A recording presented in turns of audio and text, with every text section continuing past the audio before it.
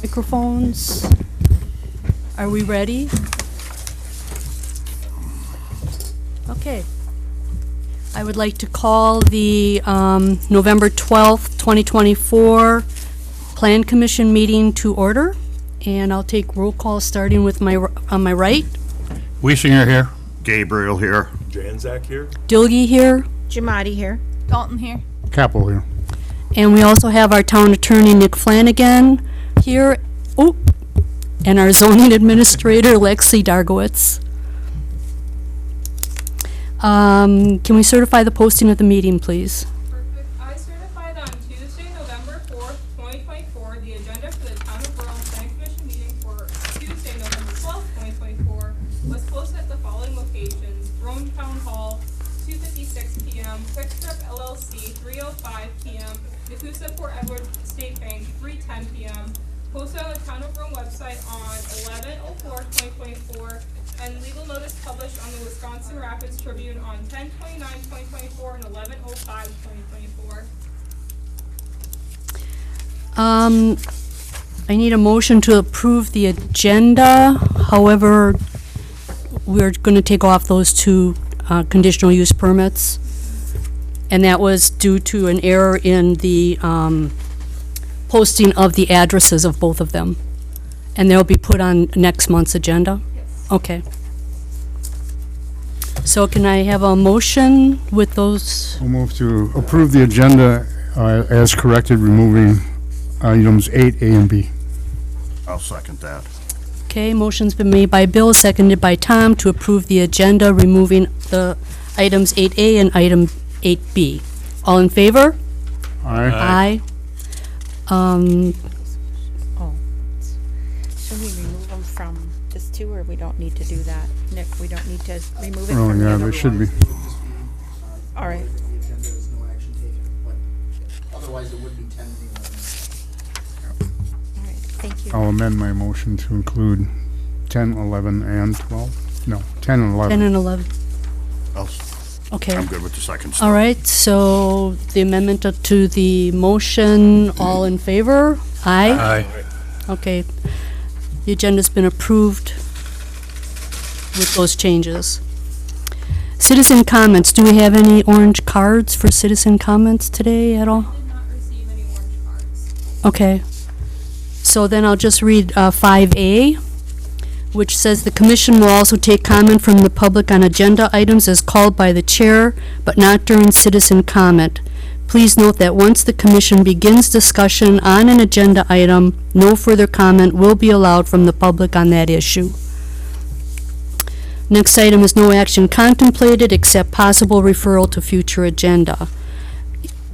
Information, updates, meeting recaps, recent correspondence, current events, and announcements. Does anyone have anything that they would like to share?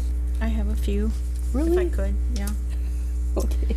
First of all, I'd like to say thank you to everyone that helped us celebrate Veterans Day yesterday with the ceremony. Ryan Larson, Post 95, as well as Visit Rome, who helped assist with the reservations and the planning of the meal. Great Expectation, who catered a very delicious Thanksgiving meal for our veterans. It was a really nice program here at the Town Hall and luncheon. And so thank you to everyone that participated. I think Lakes Area Christian Fellowship, as well as Friends of the Church as well, helped serve the meals. So it was very nicely done for those that were able to attend. I also have for the Marine Corps Reserve, they'll be taking new and unwrapped gifts at the Town Hall here. We have a box in our vestibule for 24/7. Monetary gifts can be dropped off here at the front counter Monday through Friday, 8 to 4, and we'll be accepting all those donations till December 3rd.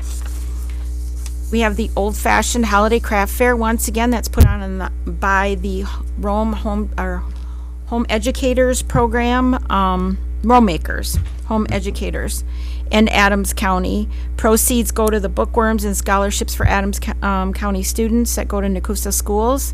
And you only need a food pantry item to enter. That's on November 23rd from 9 to 3.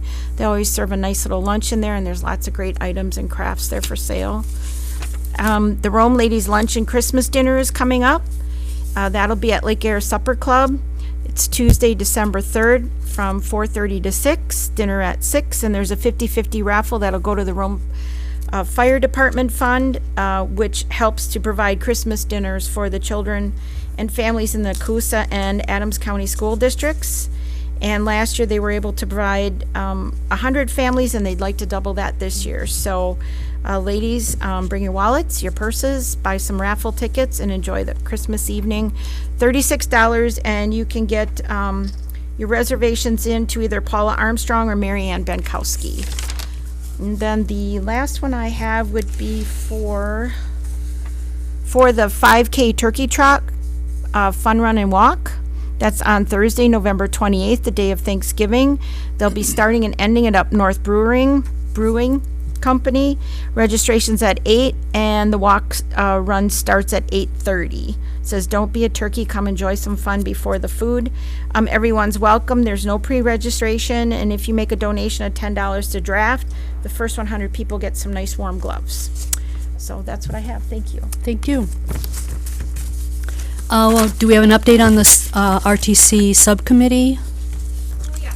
So the RTC subcommittee met on October 9th, 18th, and 30th. We have our next meeting scheduled for November 13th, which is tomorrow. At the last several meetings, we have made great progress in looking at the Rumtown Center. In our more recent meetings, we went over the over non-use controls. We compared all of the zoning within the Rumtown Center, and we examined the extreme similarities between many of the districts, and more importantly, how few differences there were, and the impacts of those differences.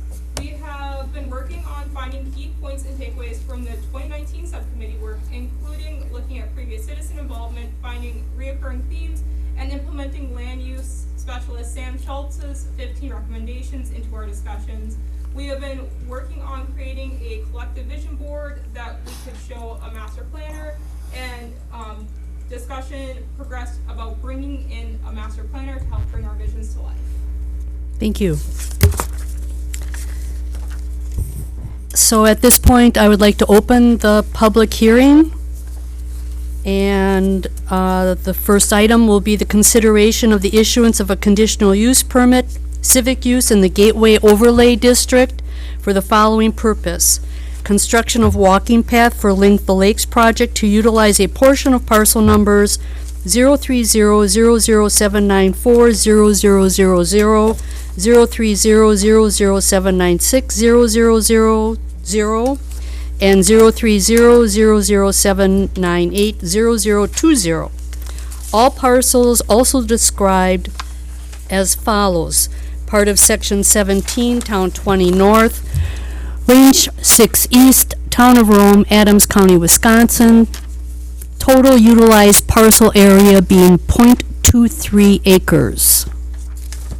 Alright, so Visit Rome, Wisconsin Inc. has submitted a conditional use permit to construct a civic path for the Link to the Lakes project to utilize 3 parcels with combined area of .23 acres that the walking path would permanently go on. These 3 affected parcels are 03007940000, 03007960000, and 03007980020. These 3 parcels are located within the Gateway Overlay District where civic uses are considered a conditional use. Letters were sent to 43 property owners within 200 feet of the affected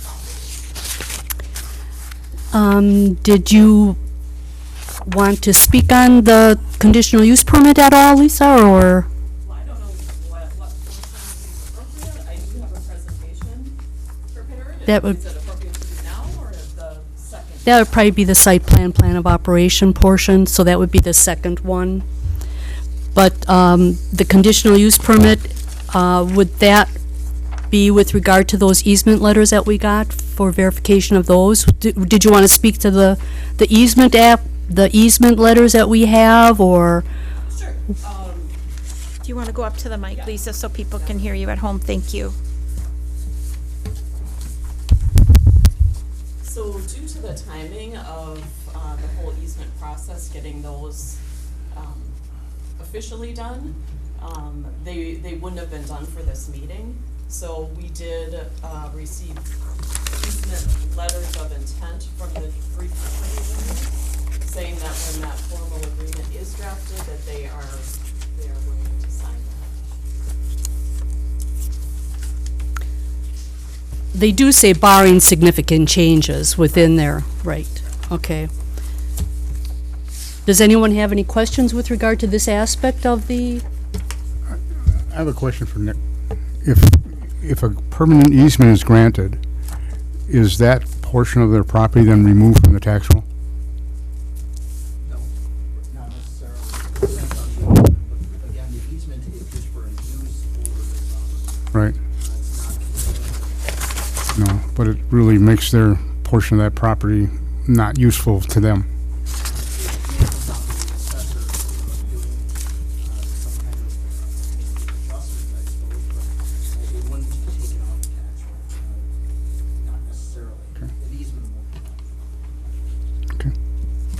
I have a question for Nick. If it would make it less usable, but it would also add value, would it not?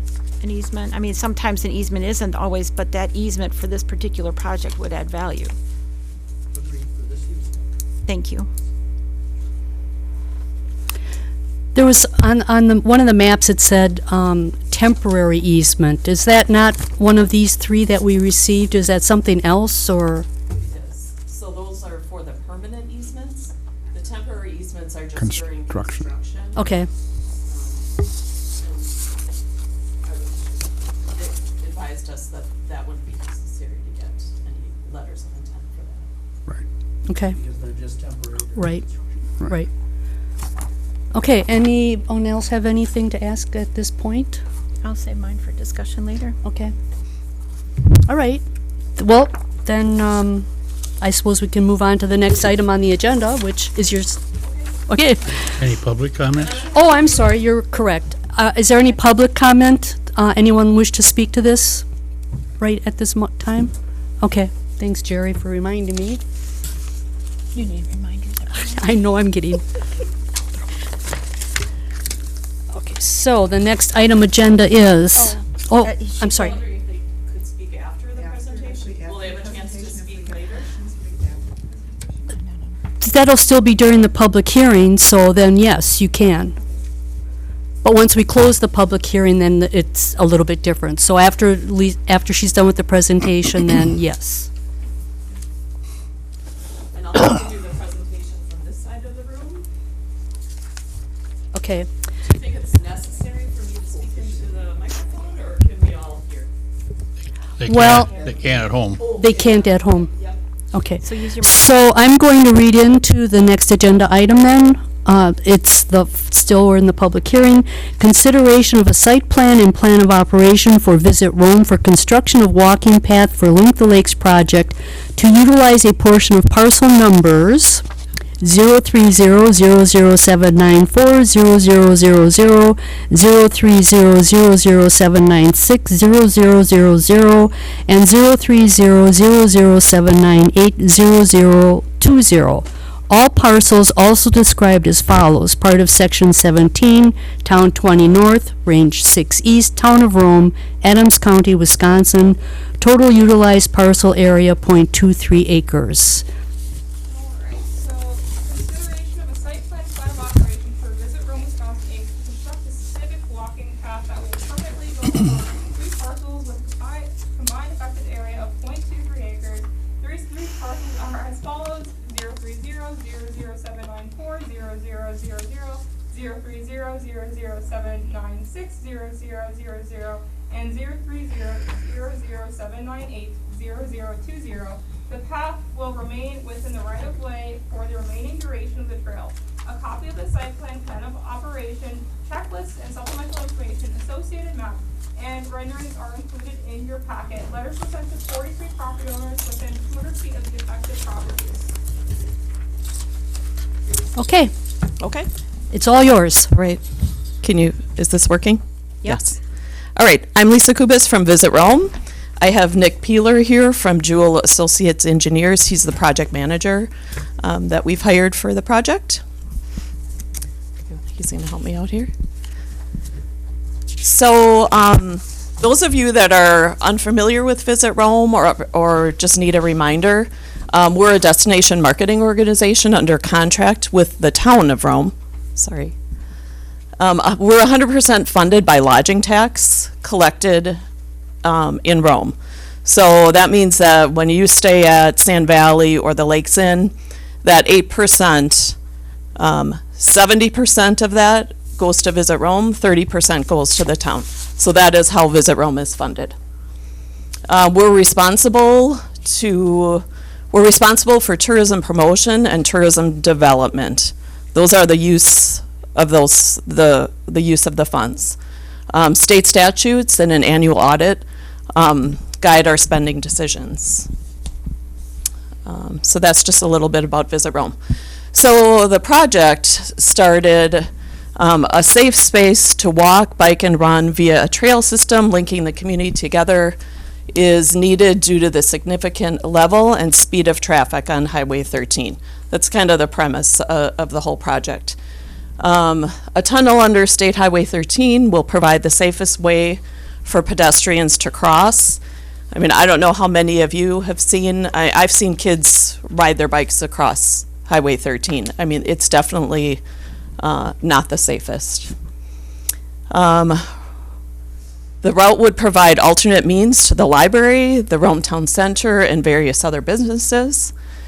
Paved trails are especially important, with the average age in Rome being 63.4. There are not a lot of paved trails for people to walk in the town. So access to the outdoors enhances public health and quality of life, both physically and mentally. I wanted to mention our public engagement efforts. This project has been going on for about 2 years, as many of you know. So these display boards and FAQs have been displayed during in-person voting back in November of 2022 and April of 2023, and most recently this past election in 2024. So I was here handing out FAQ or the sheets, answering questions. People were looking at the boards. We also had information at the 2023 and 2024 farmers markets. Draft was kind of answering questions for us. We had a public meeting back in 2023 with all the adjacent landowners, or all the adjacent landowners were invited.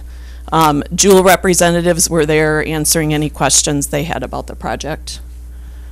I recently did a presentation at the ladies' luncheon back in October, and then we've been maintaining a landing page on our website for the last couple years with updated information.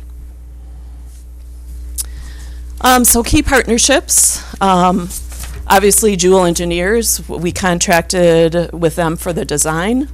The tunnel under Highway 13 would be just south, well, the south side of Avocado's parking lot. So then the paved trail from the west end of that tunnel to Anawa Court, and then that would incorporate a bridge over 14 Mile Creek, a pedestrian bridge. Other key partnership, obviously the town of Rome. I believe an MOA was signed before Brad left with the Wisconsin Department of Transportation. A couple town board meetings ago, the town board did approve financing up to $500,000 for the project. So they'll be the principal loan borrower, but Visit Rome would be making the payments. And then obviously the town helped us facilitate that public outreach during voting. Other partnerships, the adjacent landowners. As we talked about, you receive letters of intent from the 3 affected landowners. We've talked to Cal's, Randy Abbey, and Avocados about, there's a little portion of this will be paved from West Queens Way to the tunnel. We just wanted the support of those 3 businesses, and they all are in support of the project. And then lastly, Draft. Rome's Hiking and Biking Club, they helped us with the design, were very present in all the meetings we had with Jewel.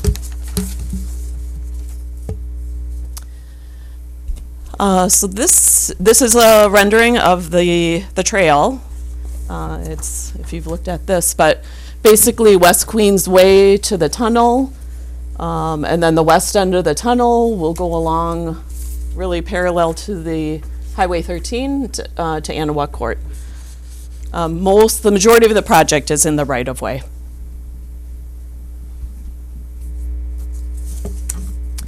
The tunnel specs, it's 14 feet wide, and I apologize on your, the presentation that I submitted, I had 12. It is 14. 10 feet tall, 96 feet long. Proposed features, the inside of the tunnel will have lighting. There will be decorative river rock, which we're still looking at options, but something that is consistent with the rock that's what you would see on the town hall. So that would be on the face of both entrances of the tunnel. There would be a safety fence above the tunnel openings, obviously, up here. The inside, we've talked about an opportunity for a public mural. That's not something that we would be doing day one. And then we would apply an anti-graffiti treatment for easier maintenance of the tunnel. So the trail adheres to the Wisconsin Bicycle Facility Design Handbook standards and is ADA compliant. It'll be 10 feet wide, shared use path. There will be yield signs at the driveways that it would cross.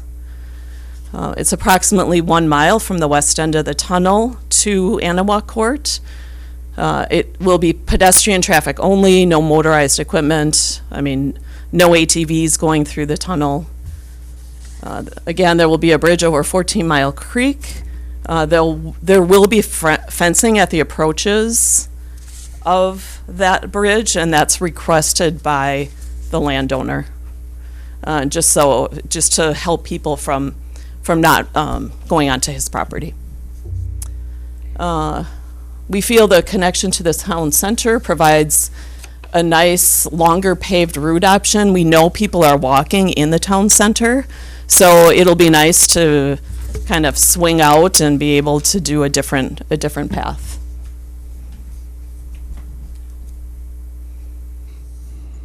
Timeline and construction. So beginning of January, we would be selecting a project manager. That would be someone like Jewel, Quest Engineering, Verbiker, someone like that. Late January, we would issue an RFP. February, we would award the construction, and then spring of 2025, the construction would begin. Wisconsin DOT already has approved keeping State Highway 13 open. That would go down to 1 lane with a traffic signal that would provide that one-way operation. They did tell us State Highway 13 must be fully functional by the 4th of July week. And then completed construction would be late summer 2025.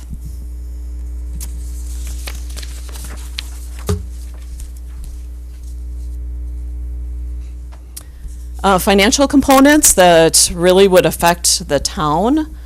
As I mentioned, it was approved by the town board to finance up to $500,000 for us. We would be making the payments. The town of Rome would be responsible for the maintenance, and has signed, I believe it's been signed, I'm not sure. I think Brad took care of that before he left, but a signed MOA with Wisconsin DOT. In terms of cost, It would be $8,000 to $10,000 annually for regular maintenance, about $5,000 crack filling every 5 to 10 years, and then every 2 to 3 years that tunnel does need to be inspected.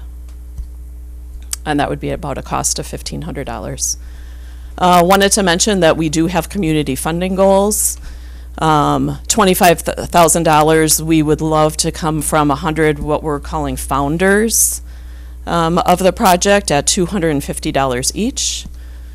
And then $75,000 is our goal to raise from local businesses.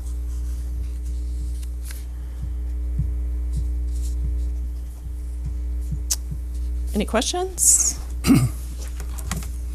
I have one. Okay. I see that appears to be no alternative for the snowmobile trail that has used that right-of-way from Rome Realty down to West Queens Way for many, many years to provide access to Lake Sherwood and the 4 businesses on the corner of West Queens Way and 13. So this would eliminate that, because we can't share a trail. I can't share motorized trails with non-motorized by DNR law. So that would eliminate our trail. I know I mentioned this to you a year and a half ago, and also the draft people, but evidently nobody cared to address it. I mean, I guess I don't know how to address it. I mean, the right-of-way is only so large. We did explore the other side of 13, and with the huge gully, just the topography, it's pretty difficult. No, it has to go on that side, I understand, and it's a good project. I don't have a problem with that, but again, we're not addressing a winter sports activity in the town. Yep. I mean, do you have any other ideas? How, I mean, could that be rerouted? Not easily to reroute. Right.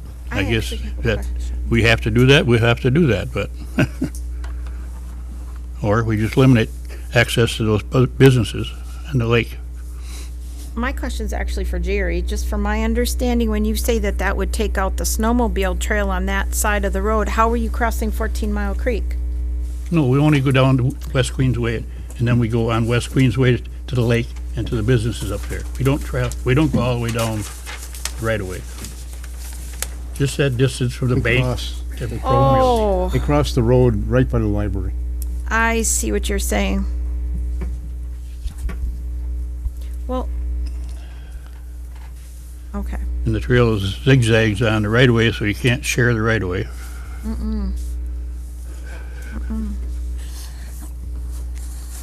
Yeah, I apologize. I just don't have the answer. I have a question. With Rome Town Center Drive and with Anawa Court, have you addressed that with the engineers yet, or will you be addressing how people are crossing those roads? And will there be like crosswalks involved, or will there be potential pedestrian lights or safety crossings? Because at the library, there's a lot of traffic on that little driveway or the center drive by the bank. They come out of the bank, they go, there's work people or workforce now at the building that used to be our clinic. And then also the library is very busy. So the crossing there, and then the crossing down at Anawa Court, they probably won't cross. I'm assuming you're gonna, or maybe I shouldn't assume, you're gonna keep them on the north side of the road and then have them go into the town center down there once they get in further on Anawa Court. So my biggest concern, I guess, would be Rome Center Drive. Sure. So at all of our proposed roadway crossings, I think the main crossing that we have is at Rome Center Drive.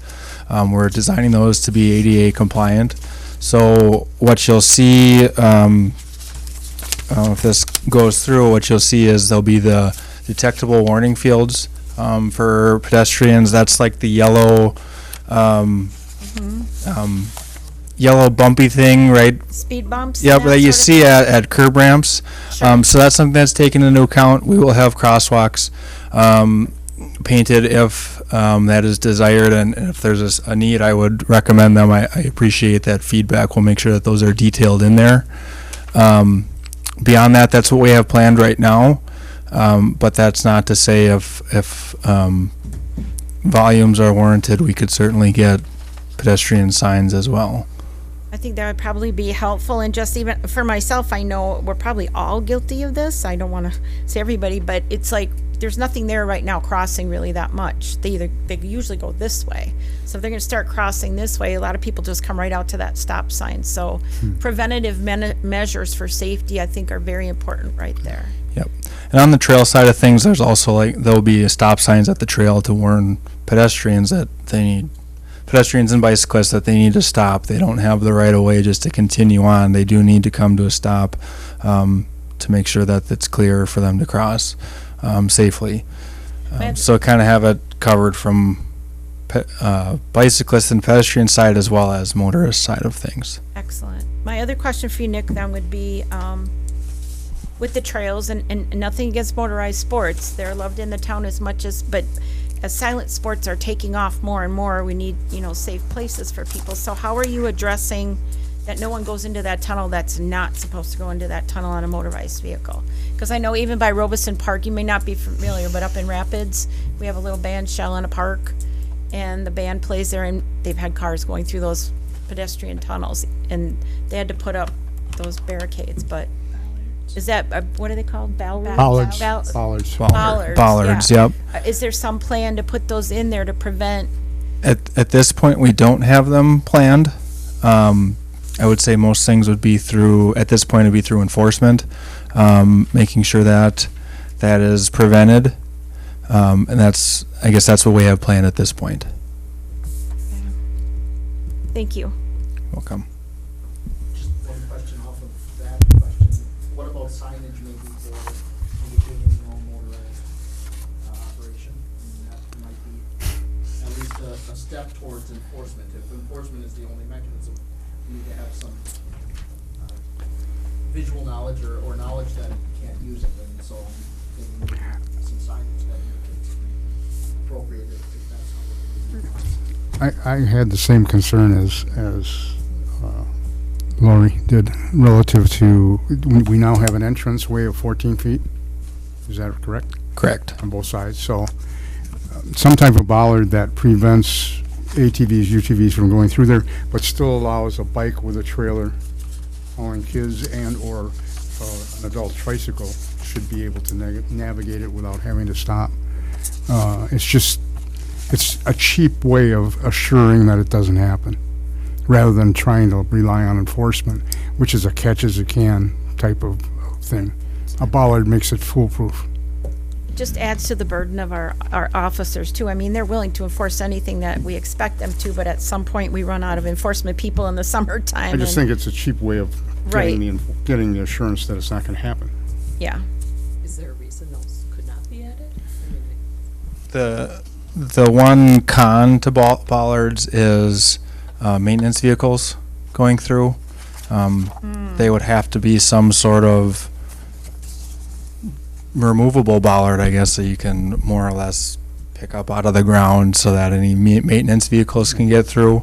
They make 'em. It is something that's made, but it's pros and cons for both, I guess. Well, going down the enforcement path, another thought is if we need to get a camera, like they do on street signs, people getting speeding tickets, if you need to have a camera and somebody goes through there with something they're not supposed to, it's easier to enforce it. So, just a thought. But thank you. I know the project is up in the air, and I do support the thing because I'm a bicyclist, so I know how hard it is to get across Highway 13, especially for a pedestrian. Is there any danger of that tunnel ever flooding? No, not as it's designed. Because of the It's far enough up the road from the river itself, or the creek, where it's not a concern from that side of things. It's high enough out of the water table.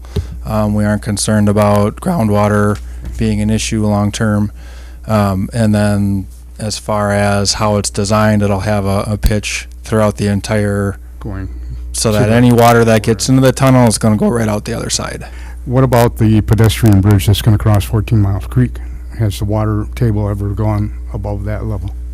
We've designed that so that the entire bridge is out of the 100-year floodplain. Okay. Can you give me an example of what type of a maintenance vehicle would need to go through the tunnel? Yeah, so there could be anything from, if there's any sort of mowing operations that take place along the trail, there's mowers. There'd be possibly crack filling vehicles that might need to be maintaining the trail. That's something that happens only periodically, so it wouldn't be regular maintenance, but it is something that's considered. If there's ever consideration towards winter use of the trail and winter maintenance, there'd be plows. I think the last time that was discussed, it was kind of up in the air on if this would be maintained Yeah, for winter use or not. We were told it wasn't Yeah, I going had that to. question of whether you planned on using it in the wintertime. But- Because then it would have to be plowed. So those types of operations, those maintenance people would actually literally have to go through that tunnel. They couldn't do it from one part of it and then go around and then Sure do they it could. from the other part, rather than, If you wanted them to. It's not the most efficient, but Correct, yes. well, I they would could. rather be safe than sorry and put in the permanent, I'm just saying, you can do it. Right. But you know. I think the final thing I'd think about in terms of one side being able to access both sides would be emergency vehicles. If they're in the event that there's an emergency on the trail, that's just one final consideration. There's ways around it. You can go around certainly, but just again, pros and cons. ATV. Hmm? That's why we got them an ATV. Yeah. We got him an ATV. So the pedestrian bridge, and I know you said the pedestrian only in one of the slides, that does include bikes.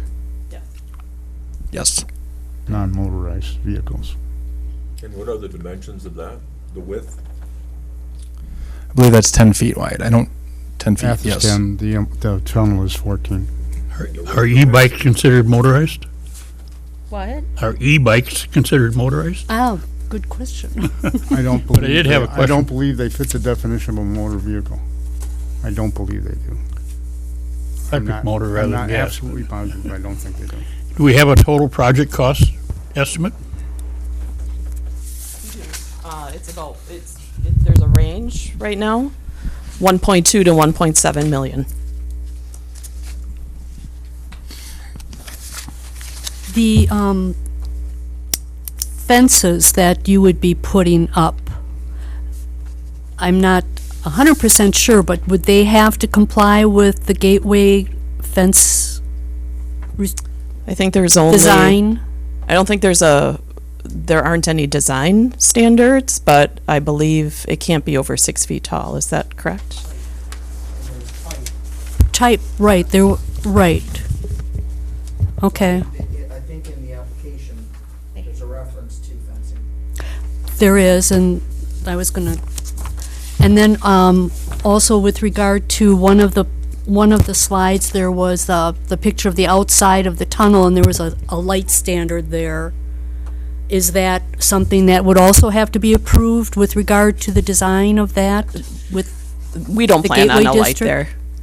okay? Sorry, yeah, the rendering shouldn't have included The that light fencing post. from the neighbors, with the neighbors' request, Yep, what, would that fence then also need to be approved as far as the type, what's gonna be used for materials? I mean, the type is very broad, in terms of the ordinances. So, I mean, we would follow that. We want the landowner to be involved in selecting that fence, Okay. because it's something they have to look at. And then I know, in the checklist, I mean, back to the fencing, we don't want a chain link fence. We want something that looks nicer, so that's what we're exploring, some options that look Okay. nicer. So would signs for, the businesses in the area, could they have little signs, say, the golf course this way or an inn this way? They have that on their application. they have wayfinding. They have wayfinding and pedestrian pedestrian. control to be determined under signage. And then also for a donor recognition feature to be determined, If- so. Is that something that would have to be approved? Any of these, the donor recognition feature? Is that anything that would have to come back to the plan commission for You could make approval? that part of the conditional use. For donor recognition, we were actually exploring metal plates that are right in the trail, so we don't have all these signs along the trail, because we'd really like to acknowledge the 3 landowners, and then we do have a few businesses that are interested. So we were thinking something right in the trail. That's a nice, that's a cool idea, actually. Like old foundry signs, and you put them right in the cement, and you know who. Just to clarify, Get your question answered. it could be a condition, but it would probably be at the site plan of operation. Operation. findings of fact, Right. Not the- Because the conditional use permit Not- only relates to those specific. No, I'm not talking about I was talking about the plan of operation, not the easements. So back to Chair Diana's question then, when we consider those things, we would do that when we go through the site plan of operation and put those findings of facts in there at that time.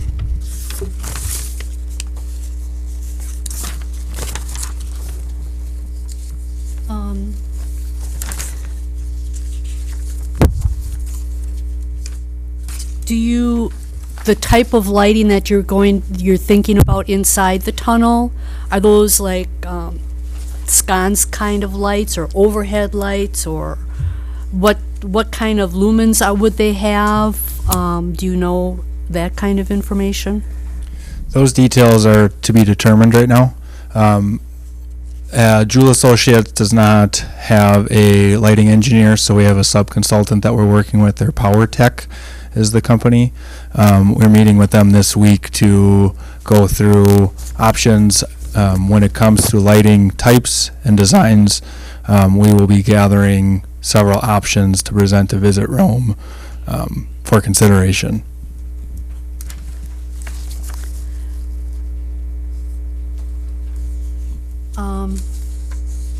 Is it, in your estimation, is it doable to have Highway 13 open by July 4th weekend, or is that going to be difficult to do? So with July 4th, that date is a no work and needs to be open period. So construction of the box culvert is either going to fall completely before July 4th or completely after. Okay. So the rest of the trail can be under construction before and after and even during 4th of July, but specifically Highway 13, it's the DOT's restriction that both lanes need to be open, free-flowing traffic as it is today. And I do believe that's attainable.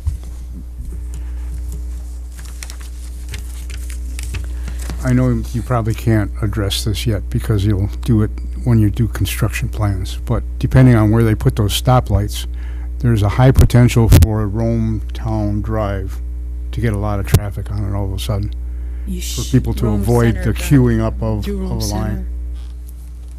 To avoid queuing up, they'll just turn off and go on that. Yeah. Well, you were talking like on Unless Geneva the Trail, that stoplight is traffic that. prior to that entrance. Well, the trail stops on. No, I'm not talking about trail. I'm talking about during construction. During 'Cause construction. that road is not in good condition right now. And It's so on if our we have a list. bunch of people trying to bypass construction going on that road, it's gonna get ripped up. It's already in bad shape. That's just a concern. I'm just raising an issue That's that I see actually, a potential for. and that's on our list, I believe, for improvements next year. Okay. As part of our borrowing We'd package hold for it road off improvement. until after construction, Yeah, but just make it serviceable. And it's 'cause in bad shape. Not so much southbound, but northbound. It's gonna happen. They're gonna come, turn at Rome Realty and come down that road so they can avoid that stoplight. Unless the whole thing is shut down. That's the other alternative. There's no way to get to the library and the bank. Well, then I and wouldn't, work, So, I'm not suggesting that. yeah. I But just it see does- as people are gonna use it as a cutoff. Nick and Lexi, We- let's make a note of that for town board, okay? We have started to put together traffic control plans, and that's something that we will be sure to Yeah. consider and address, that there's not just a way to have a quick bypass around. It's gonna cause problems if you do, if you don't.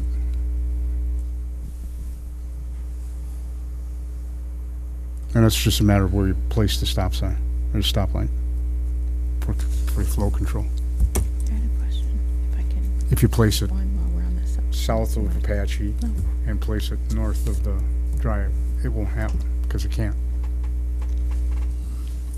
They'll still be able to have access, but they won't be able to cut off any sooner than staying in the queue.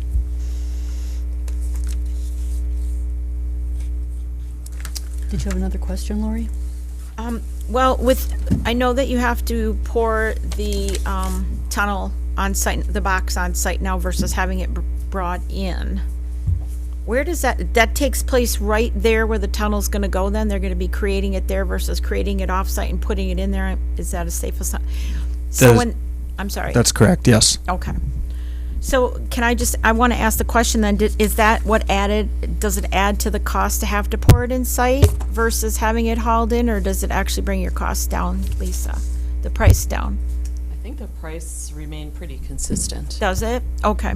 I was just curious how it impacted the price at all. Yes, price Doesn't is, save Concrete. comparable. So It's the concrete cost no that matter you, where you the pour it. cost that you get for, Cost otherwise. precast and hauling it in and bringing it in, those costs are higher, but then Right. construction is shorter, whereas doing it on site is maybe a little bit cheaper, but your duration is longer, so then your labor costs are higher. So it's a balance? Yep. Okay, thank you. Have you broken out the cost of the tunnel? You know roughly what that is? We have those numbers, I don't have them with me today, unless you remember what they are. I don't remember. I think it's roughly 800,000 for the tunnel. Roughly? Oh, that sounds high. Yeah, I shouldn't guess. We wrote that down and we're holding you to it. So you look great when it's 600. When does that ever happen? Never.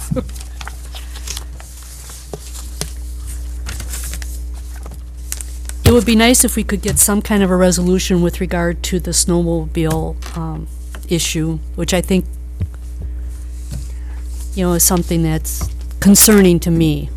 It's like getting rid of a really, Just what it is, I guess, but been nice if they would've tried to plan it in, incorporate the two together, but The right of way isn't large enough to accommodate both, is it? it is, but not the way they got it laid out, they zigzag on the right of way, that, using the whole right of way. Is there any way that there's other places?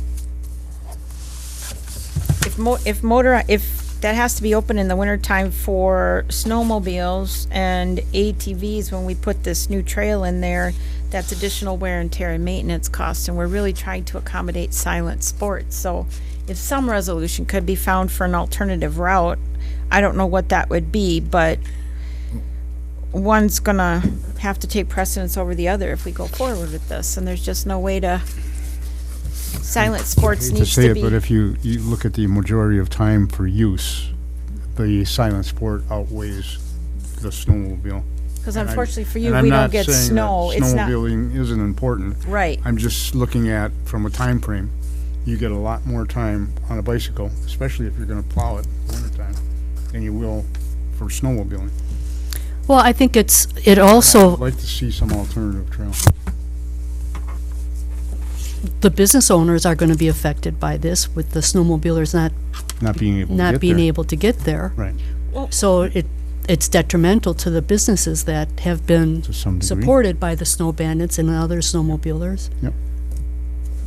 but again, and it's nothing against snowmobiling, we don't, well, this will be the winter, we'll get buried, don't because know. I said that. Well, they wouldn't be utilizing it if But there's no those snow. businesses- Three-year cycle says we're gonna get snow this year, but Yeah, I know, that's what they're saying, who but I said was that? gonna say with the weatherman, but Oh. they're, no, the 3-year cycle. oh, If you go and the back in Farmer's history. Almanac, but if you believe in that anymore, but there's gotta be an alternate route here, and if you're riding, and I'm a person, like, if you're taking a drive or riding a snowmobile, which I don't, or an ATV, It's only you're on a snowmobiles, trail. only snowmobiles we're talking about, no ATVs.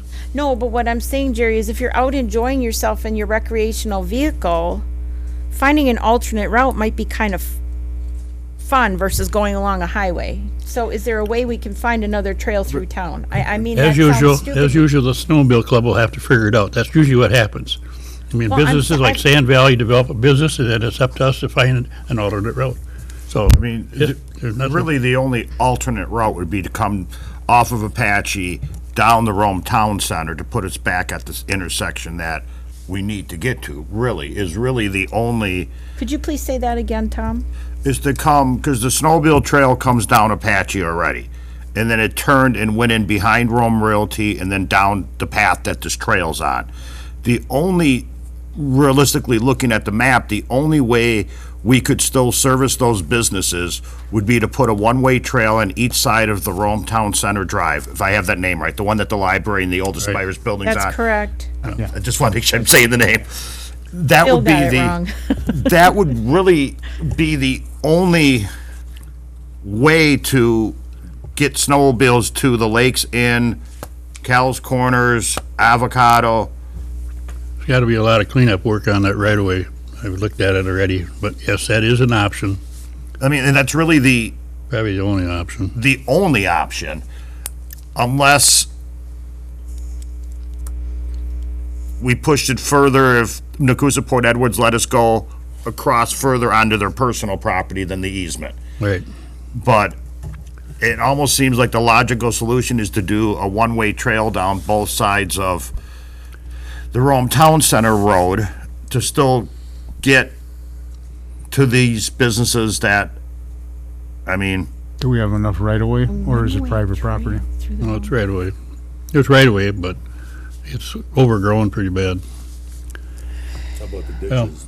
huh? How about the ditches? Is it relatively flat or? One side's not. We got a big drop off. We'll figure it out, as we usually do, so. Well, I don't- think Visit Rome, I mean, we'd like to be involved and, I mean, we can provide some funding if there's needed cleanup or signage that can be incorporated into the project cost. I mean, don't misunderstand any of us. I think we're pretty much No, in it- favor. I mean, Yeah. this tunnel will connect Camelot and Sherwood to the other side of town. I don't think that there's any discussion here that, there could be when we vote, I don't know, but it sounds like most of us in favor of this tunnel project going underneath 13 for the safety of our citizens. I think that's pretty much a uniform consent on this board, which is sometimes hard to get. But we also don't want to, making a decision one way, really mess up another group in this town that is important to this town.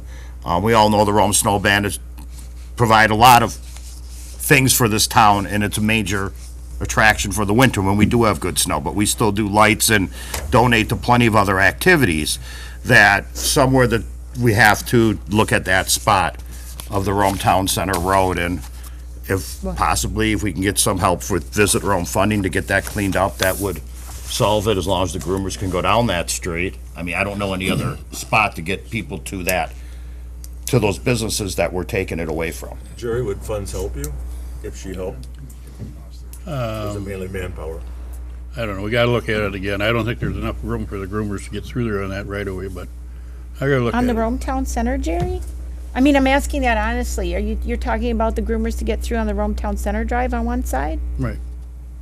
Pretty narrow, on the corner, Yeah. an 10-foot wide groomer.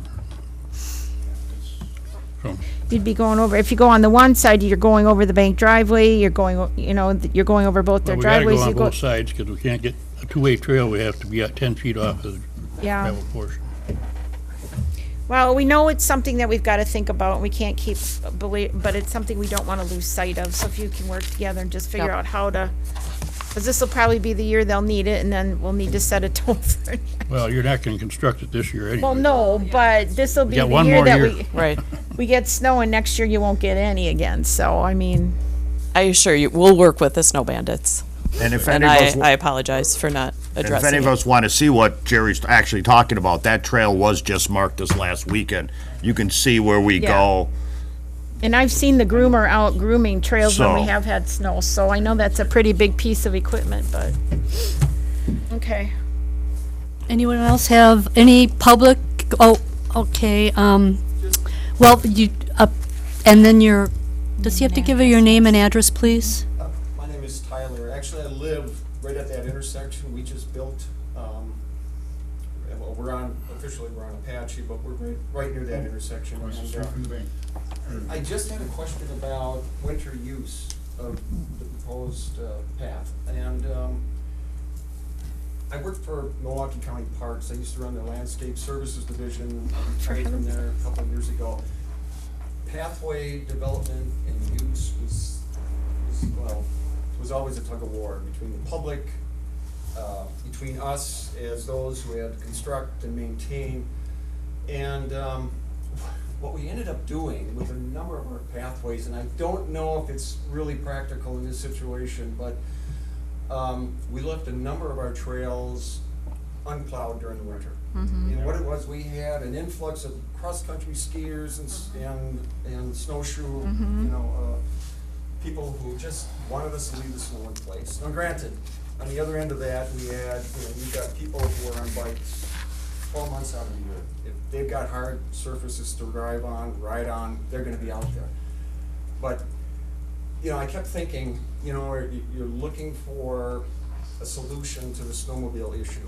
And with the variable amounts of snow we get annually, it's difficult to say that, if you were not to plow this new section or this proposed walkway, whether or not there'd be enough snow protection to allow sleds over the top. Probably. DNR will not allow us to share a trail.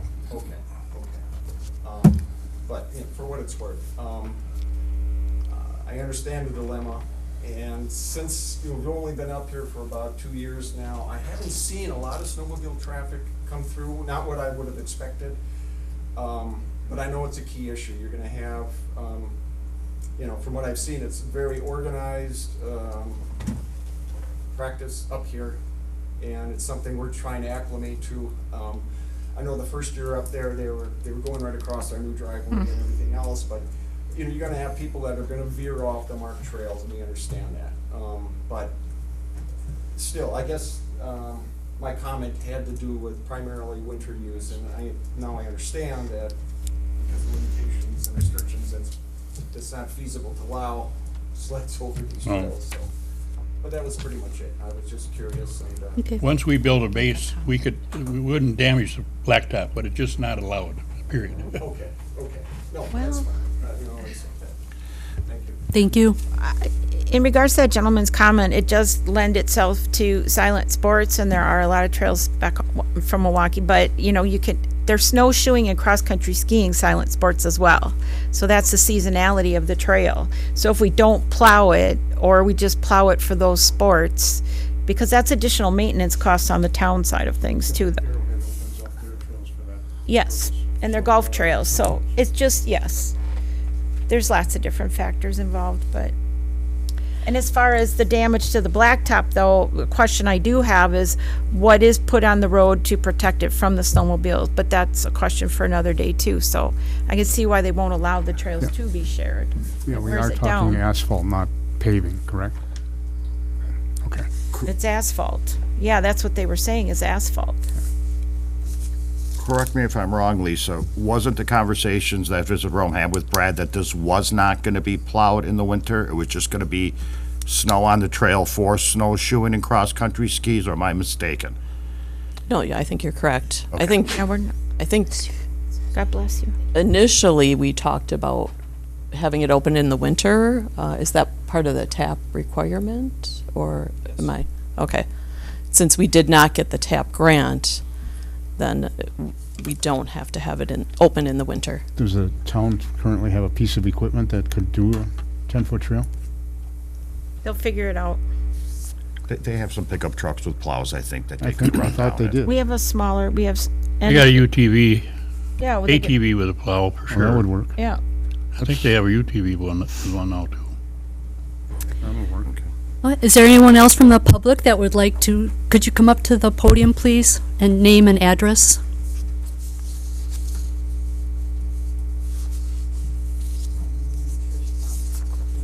Canterbury Court. And on a property where the tunnel would start.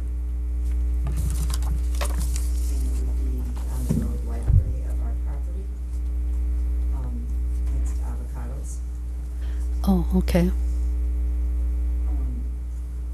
We have not received any communication like they're doing this conditional use thing at all for the other properties where they're doing things on. Is that something that's within or the plan has? Because we attended the meetings in December or January 2022 or 23, where at that time they were talking about the proposed tunnel. And we were told after that it had not been approved or that they didn't get the grant. At that time, they were looking at grant money to pay for the tunnel. And we never got any update. The last we heard, the tunnel wasn't going through, because of not getting the money. And, we had some questions and concerns at that time. One of them being the liability. If somebody's on an e-bike and they lose control and miss the turn and crash into something, as far as the liability, because it's on the road right away of our property. And they told me that they were going to look into that and get back to me, and nobody ever did. Okay, ma'am. Lisa, could you help us maybe? I'm looking at the Yep. map on my piece of paper. Maybe you could put it up on the screen for us and Mrs. Faust can show us where she's talking about. I'm Because not I sure. can't visualize where The one you're. right next to Right next to avocados. avocados. Well, I see a little sliver pie shape. You see, okay, we're. And then- we're the three businesses. Yes. And then and then right, south of avocados there, where the tunnel begins. where the So that tunnel triangle, begins. oh, that one. There, no, back up, Lisa, a little bit more. This one? Where the tunnel begins. One more Okay, over. Well, Where the tunnel goes in. There. Okay. So you're going from avocados and you're going south, okay? Okay, Where the that's tunnel yours where her begins- fingers is? Where the tunnel begins would be the road right away of our property, is our property. Those aren't fingers, those are lines from the text messages. That's all one piece of property from avocados all the way to the corner, right? You're going right to the corner? I'm sorry. What? yeah, I don't, I see it's I'm plotted not like a sure. subdivision there, but it's not. It's one, it's one The property. back of our Okay. property is that tunnel, okay? Okay. Okay. This tunnel So would be on, she's talking on about this our entire, property. she's talking about this entire section. Is that, oh. No? No, just Ma'am, that, why don't you come up and point, can't you come up, please, and Just- point it out for us? I know what she's talking about.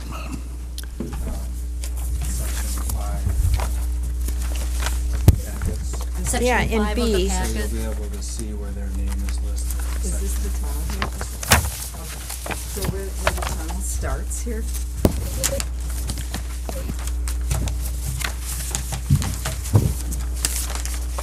See, all I've got is these, like this, with the lines. Oh, here.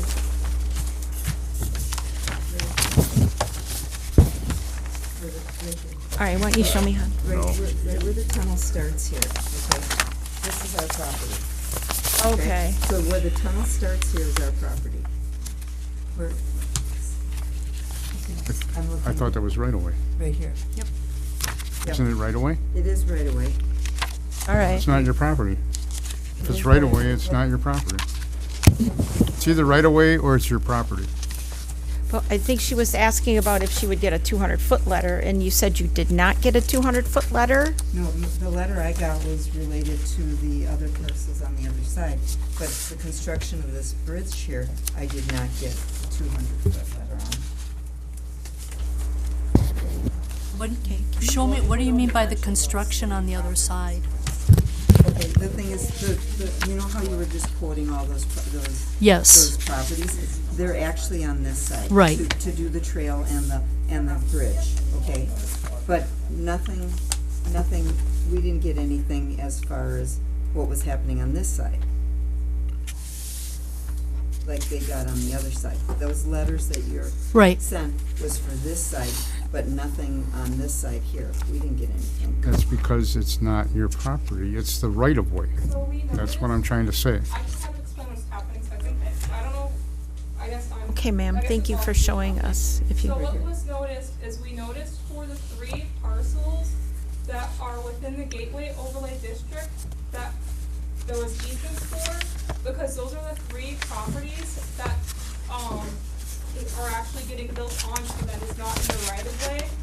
everything that's within the right of way isn't within the right of way. Right. No one owns it, but because That's- we're going onto these parcels, all the standards that are within the gateway For overlay the, district for the use apply. permits, Okay. right? Yes, but everything else. Okay, So otherwise, because we can't really apply all those standards within things in the right of way because it's in the right of way, but to those parcels, we have to apply all the standards to the gateway overlay district, which are the standards for commercial. the land. 200-foot, okay. That makes sense to That's us. why we're only, That's why she wants to know. That's why we're referencing that 0.23 acres, because when we're looking at this site plan, we're looking at these conditional use permits, we're literally just Right. looking at those little slivers of land, we're not necessarily looking at The entire thing. project, We're kind yep. of looking at like these little pieces, that's why we're not really, that's not why we're not looking at this entire thing.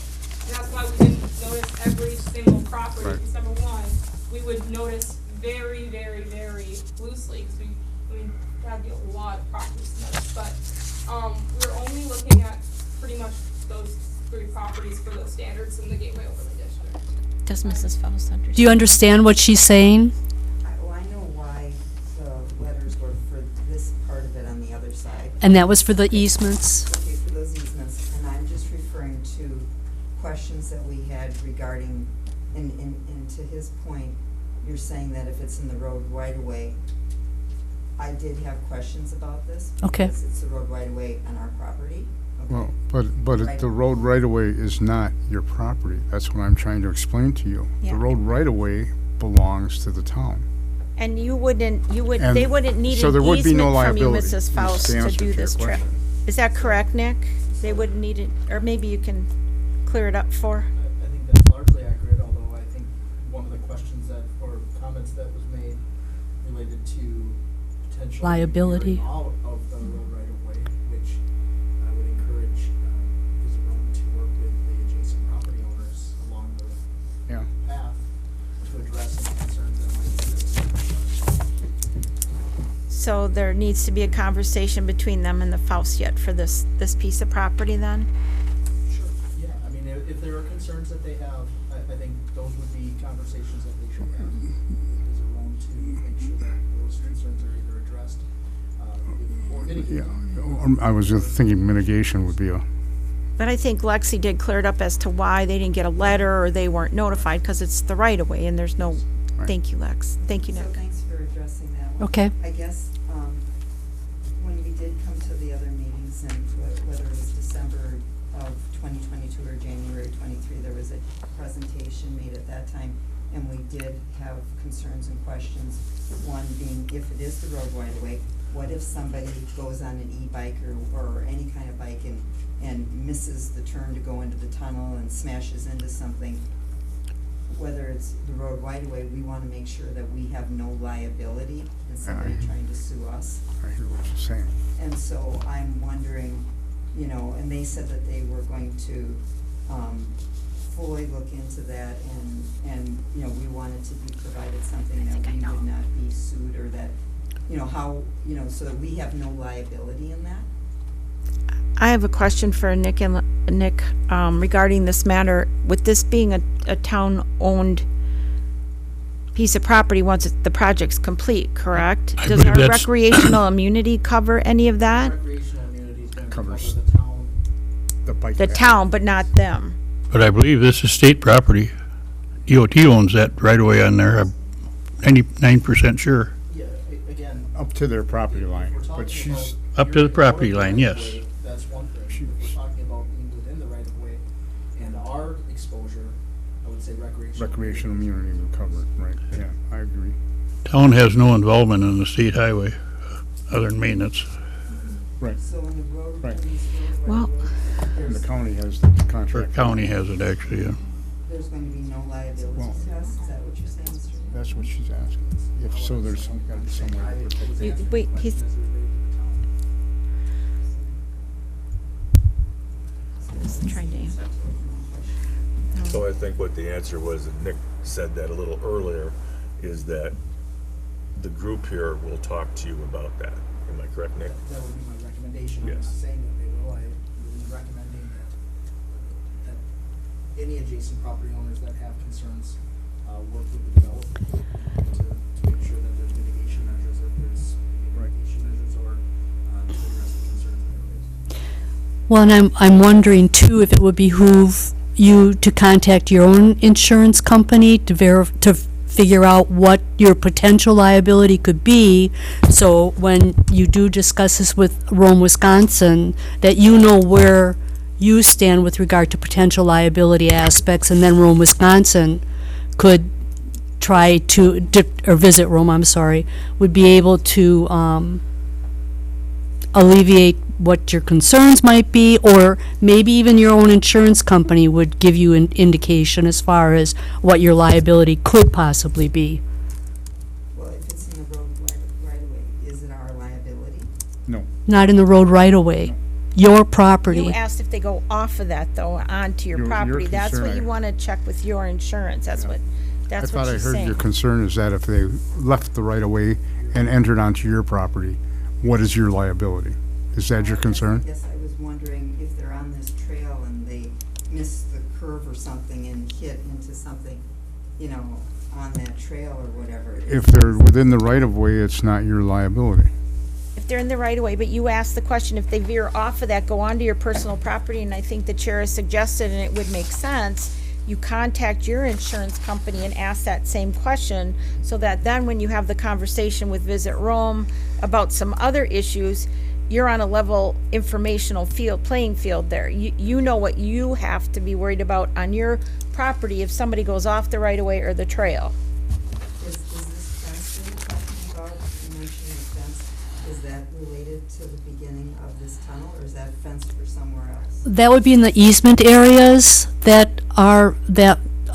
we're going to be getting permanent easement. There's two groups of fencing. One is on the top of the tunnel Correct. to prevent anybody from falling down, and the second is on the easements that you're talking about. Which are those three on the other side? Correct. It's not on all the easements, it's just on Just on one of the where property the owner. pedestrian bridge Right. is. Can there be a fence put around? I think that would be a discussion that you should have with That would protect us, you know, from people from, the project you know, manager. staying on Well, the trail and What would be different if a car veered off a road and came onto your Right. property and hit a tree on your property, and Tree falls on someone your was garage. injured, or, you know, I'm just wondering if they yeah. can put a fence there so that they'd stay on the, you know, What is the distance from the path there to The property. the end of the road right away? I was just gonna Abutting comment on her that. It's property. about 20 feet. 20 feet? Thanks, Nick. It's about 20 feet from the path to the back end of your property. all right. Is it possible to put a fence there, you know, to protect them, you know, keep them where they need to be? Do we do that on other properties when we have, Well, this is From a trail design standpoint of fences and obstruction, so from a safety standpoint, we try to avoid those where we can. Outside of that, it'd be a discussion or a decision that falls outside of Jewel Associates. What about Rome? Side of us as well. This would be a discussion, again, as I recommended, that you have with the developer to figure out if there are mitigation measures that can be proposed, and if there were to be a fence, then that would have to be constructed and designed in a way that our ordinance. who's the developer then? That would be Visit Rome, so we can have a discussion. Yep. I think that's something I guess I brought up at that last meeting.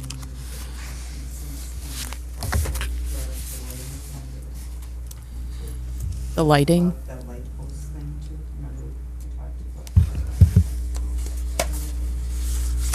I mean, I don't remember, but sorry, yeah. I did bring up some interest and some concerns at those meetings, and like I said, nobody ever followed it up with us at all regarding the things that we were concerned Okay, I apologize Can you maybe tell us, for Lisa, that. is that the same light that was inquired about earlier, and you said you weren't planning on putting that there? So is that a moot point, or are we talking a different light? I'm not sure which Okay, so light. about. What are you talking about now? We had a rendering that shows a light post outside of the tunnel, and that's not the case. All the lighting will be inside the tunnel. There's not gonna be a light post on either side of the tunnel? No. On the outside of it? Correct. Only inside it? Correct. Would you be putting potential lights, though, on the outside of the tunnel wall? No, nothing? I don't think so. No. Okay. From inside? Correct. Okay, thank you for clarifying. I will get your number, and we can talk this week. Okay, that'd be great. Thank you very much for your time. Thank you. Are there any other questions from anyone in the public or up here next to me? No? Okay, then I'm closing oh, wait. Oh, yes, okay, I guess you guys have to also approve this motion to close the meeting. I'll make a motion to close the public. I'll second. Okay, motion's been made by Bill, seconded by Lori to close the public meeting. All in favor? Aye. Okay. Public hearing is closed. Now I gotta find my agenda, because we're going back to that, right? Do the same thing, so. All right. Discussion and possible action on the following items. Approval of the October 8th, 2024 meeting minutes. I'll move approval as written. I'll second it. I have a motion by Bill and a second by Paul to approve the October 8th, 2024 meeting minutes. All in favor? Aye. All opposed? Motion carries. We're going down to item 12 because 10 and 11 have been removed from this agenda. Discussion and possible action, consideration of the issuance of a conditional use permit, civic use in the Gateway Overlay District for the following purpose. Construction of walking path for Link the Lakes project to utilize a portion of parcel number 0300794, 0000, 0300796, 0000, and 0300798, 0020, all parcels also described as follows, part of Section 17, Town 20 North, Range 6 East, Town of Rome, Adams County, Wisconsin. Total utilized parcel area being .23 acres. Madam Chair, just a reminder Yes. that you do have findings of fact that said. Okay, I want to get my findings.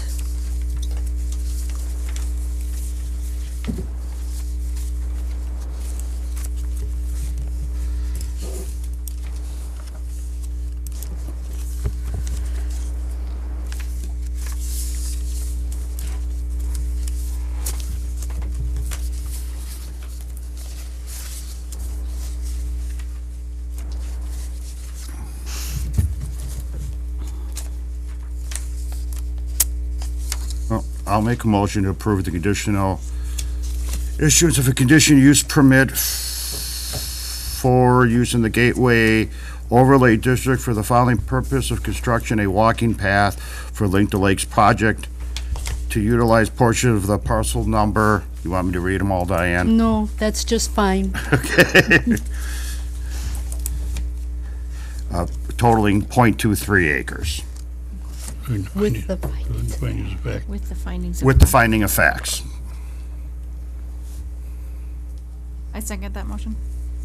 Okay, we have a motion by Tom and a second by Heather to approve the conditional use permit for civic use in the Gateway Overlay District to construct a walking path for Link the Lakes project, consisting of approximately .23 acres.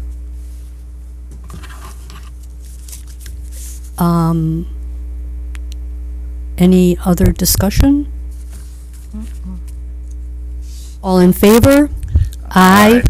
Opposed? Motion carries.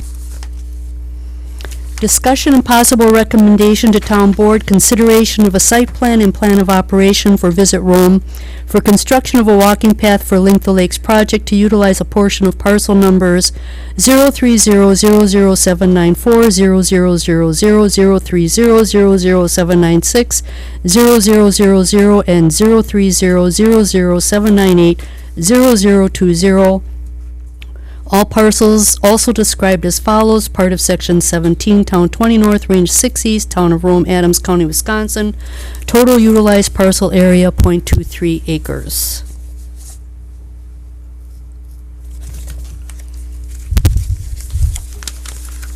So this is merely restricted to the parcels that we're getting easements on. I think this is probably able to be project specific.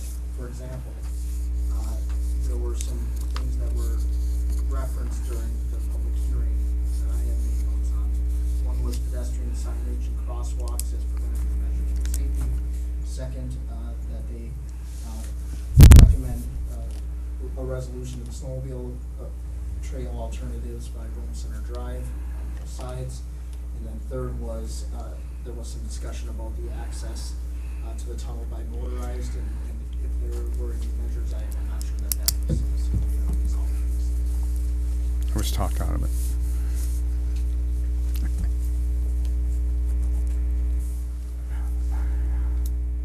I'll make a motion that we approve the, what's the technical term? I think we make a Consideration of the recommendation. site plan and plan of operation for Visit Rome for the construction of a walking path for a Link to Lakes project to utilize a portion of the parcels as stated in item 13, to include the findings of fact with the addition of parking signs and crosswalk. What was the term, Nick? I didn't get it all. Pedestrian signage and crosswalks. Pedestrian sign and crosswalks. And also the resolution to finding an alternative to snowmobile trail. I'll second that with, Go ahead. I'll second that with the addition of finding of facts for all safety measures and lighting. You said lighting in the tunnel? Did you remember lighting in the tunnel? Lighting was part of the project. Well, these are projects, well, I was brought up though. So because it was in the drawing, I thought it was part of the, okay. I didn't think we had to add it. And I'm not suggesting we do any bollards for the exact reason of emergency vehicle access. I agree. Say that again? Well, I'm not suggesting anything kind of entranceway obstruction because of emergency vehicle access. well, I'm gonna, I was talked out of it. So I'm not adding that. Just Well, the two items. well, we said safety measures, so let them, the designers, figure Right. that out. Yeah, right. They can figure that out with Right. Public Works and Visit Rome. I agree. Then I'll maintain my second. Okay, is there any further discussion? Did we miss anything at all, Nick, or did we cover all the finding of fact points that you had? I think those were the 2 points that Okay. and two, I mean, holding the safety measures into that. First one. Yeah. Lexi, did you have anything else? Crosswalk, signage, and lighting. See, I No. thought lighting was. Crosswalk, It's safety measures, signage. period. So pedestrian signage and crosswalk, I have pedestrian signage and crosswalk as preventative, measures for safety. Safety. preventable measures.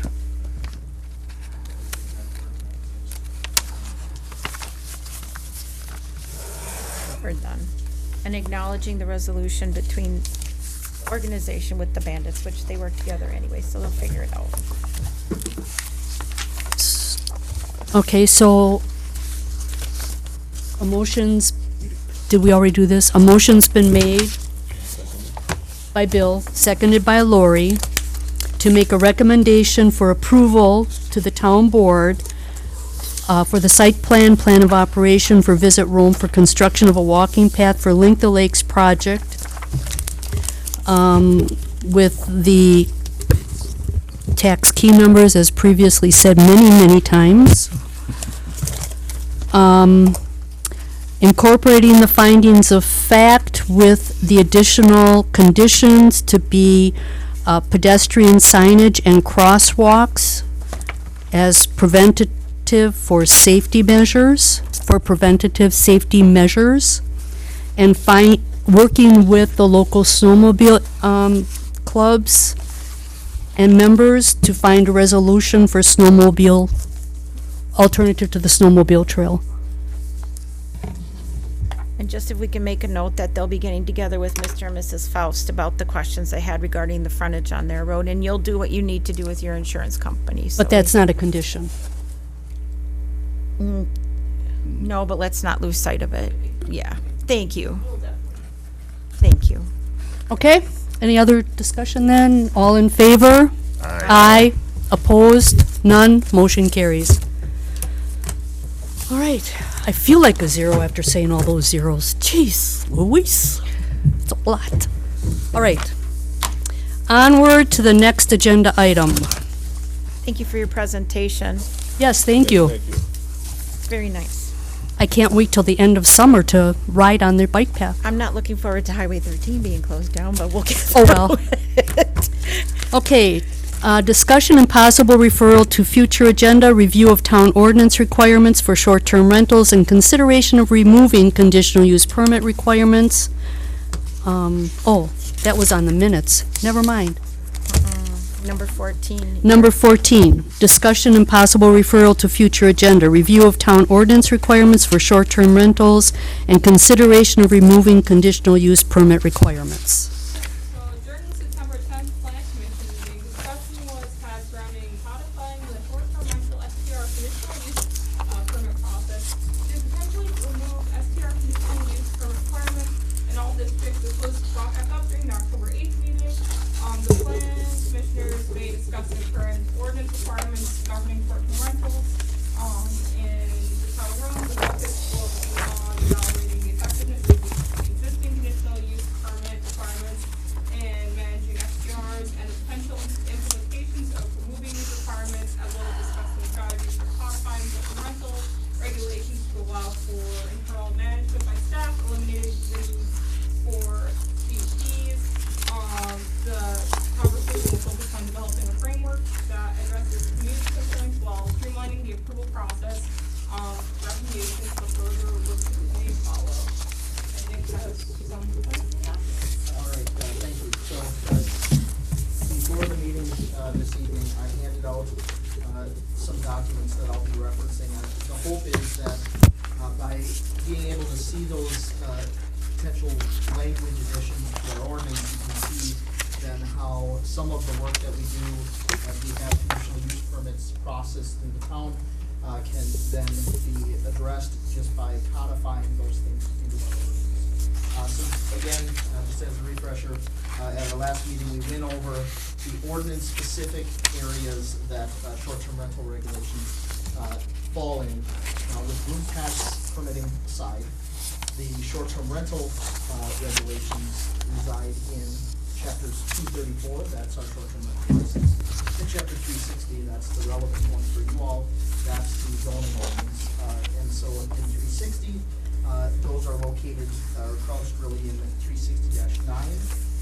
And then in each specific district, because it's a conditional use permit, it's listed as a conditional use permit in those districts to require that conditional use permit application for a license that we apply. And so then, if you reference the documents that I handed out, at the last meeting, we had talked about a option to achieve really a codification of some of the things that we discuss every time in the conditional use permit process would be to have it as a zoning permit. Okay, we talked about the reasons for the zoning permit. Really, the reason being that there's still the review that takes place during the conditional use permit. There is, and you'll see, I'll draw your attention to it in the language that I propose, there's language now included in that zoning permit section that allows for that to come to the plan commission. So the zoning administrator can bring a zoning permit to the plan commission if they deem it necessary to do so. And then what I will also touch on is the chapter 234 requirements, which build in now the property manager piece that we talk about each time. And so I try to reflect that in ordinance language. And so what I'll do first, though, probably the best way of doing it is to start with the packet or the part of 360. And And so if you go to first 360-9, 360-9E is the section that deals with short-term rentals. Remember, we talked about it last time, the idea that we recognize the difference between short-term renting and long-term renting of property, and the additional measures that we want in place for short-term rentals. So that is in E. What the language is doing there is removing the conditional use permit and just putting a zone. That's all that section is doing. Nothing else is changing. The recognition of that difference and the reasons for it are still remaining unchanged. Then, if you flip 2 pages, you'll see the section, it's Article 4. Administration and enforcement is the article, and then that is 360-22 is the zoning permit section. So a bit of language that's added there if we were to turn that over to a zoning permit. First, you'll see the zoning permit is required. I've added in the short-term rental of a dwelling. So that's bringing in the requirement of a zoning permit for those short-term rental applications. D is allowing the zoning administrator to refer that zoning permit application to the plan commission for approval when deemed necessary and appropriate. Again, language that, as we talked about, we have in other ordinances. Notably, the land division ordinance, we have that exact same language. We have the ability to have that referred to the plan commission. This is just putting that in place, and actually, it's not a bad idea to have that in place for any zoning permit. There may be zoning permits for other matters that would be appropriate to bring to the plan commission, and this gives the ability to do so.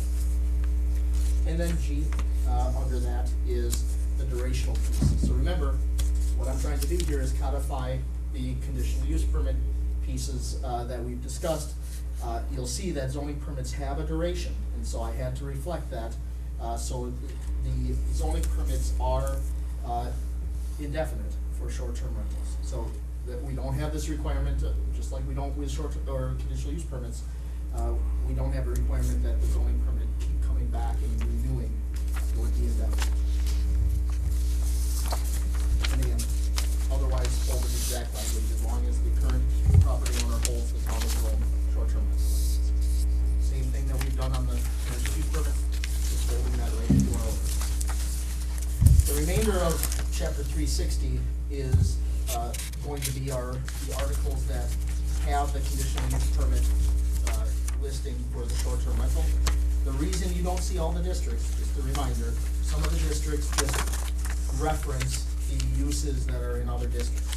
Right? So these are the only spots, these 3, the articles, it looks like 6, 7, and 12.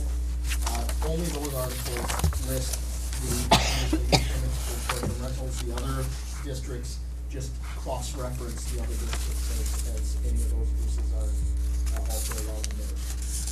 So each of those you'll see, short-term rental is removed as a conditional use of that. That is the chapter 360. And then just to kind of finish going through what I handed out, if you then go to chapter 234, again, that's where our short-term rental license requirements are. You'll see a number of different cleanups. So what we did when we went from a clerk treasurer to a town clerk and town treasurer, we took care of all of the first section of our code. We did not go through the later sections of our code. We will be doing that.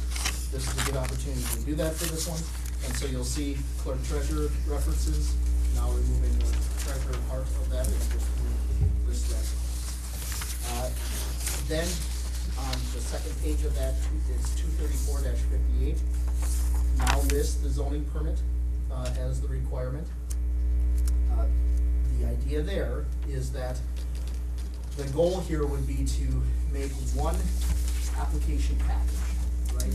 So when somebody comes and they want the short-term rent, they're not sent to do a conditional use permit, sent to do this. It's the zoning permit piece would be part of the package. They take that out, it would be processed then internally, unless it would need to be referred here. Then our zoning administrator would process the zoning permit piece and the required notifications that would come with it. 234-58 is then listing that. Then the next page is 234-61, and that is where the language is regarding the property. So it's saying that unless the property owner resides within the 25 miles of the short-term rental property, a local property manager must be designated for contact purposes and be available at. That was my effort to codify. Modify and codify. Well, yeah, codify Yeah. the ongoing requirement that we've had. Every time we've asked that same kind of question to applicants, and oftentimes in their response, wasn't that they were going to be available to require the property manager. That's what that's. So, again, the goal here is streamlining the process, making it better for applicants. It's making it certainly streamlined for the town's processing.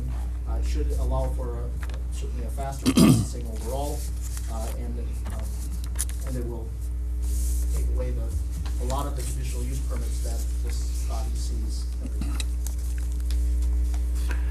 Now that there's no public hearing, will the nearby neighbors be advised that this is being? We still have in the It's zoning in there. section, there's still a requirement Okay. of notification. Okay. There just isn't the public hearing. Where is that? I believe it's in 234.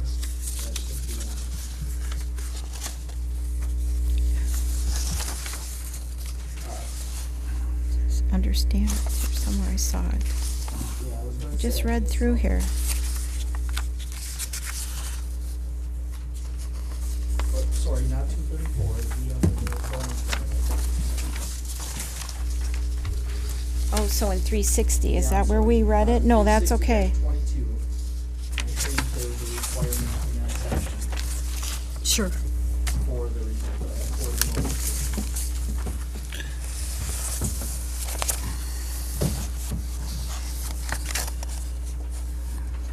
Kind of regardless, I'd wanna notify them. I have, something I did make using our GIS software that the town pays for, that as the short-term rentals come in, I can populate a map showing roughly where they are, so it'd be really easy for me to send a little leaflet in that would give the host compliance letter that we already signed out to them, as well as a leaflet that would direct them to, it's called a story map. It's basically like a endless website type thing, but I have it like month by month type thing.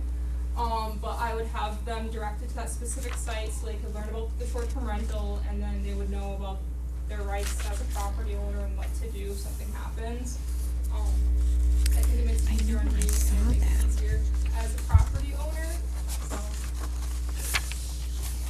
Nick, I know I read that, but I can't. Yeah, I was gonna say, I was pretty sure that. I read it too, and I appreciate what Lexi brought up. I think you actually showed us that map when we went through the host compliance discussion that evening, so that's very helpful. Yes, I can also finish it up more and bring it back when we do go over this next meeting too, and have it more pretty looking for you guys, so if you guys Okay. want to also approve that as well.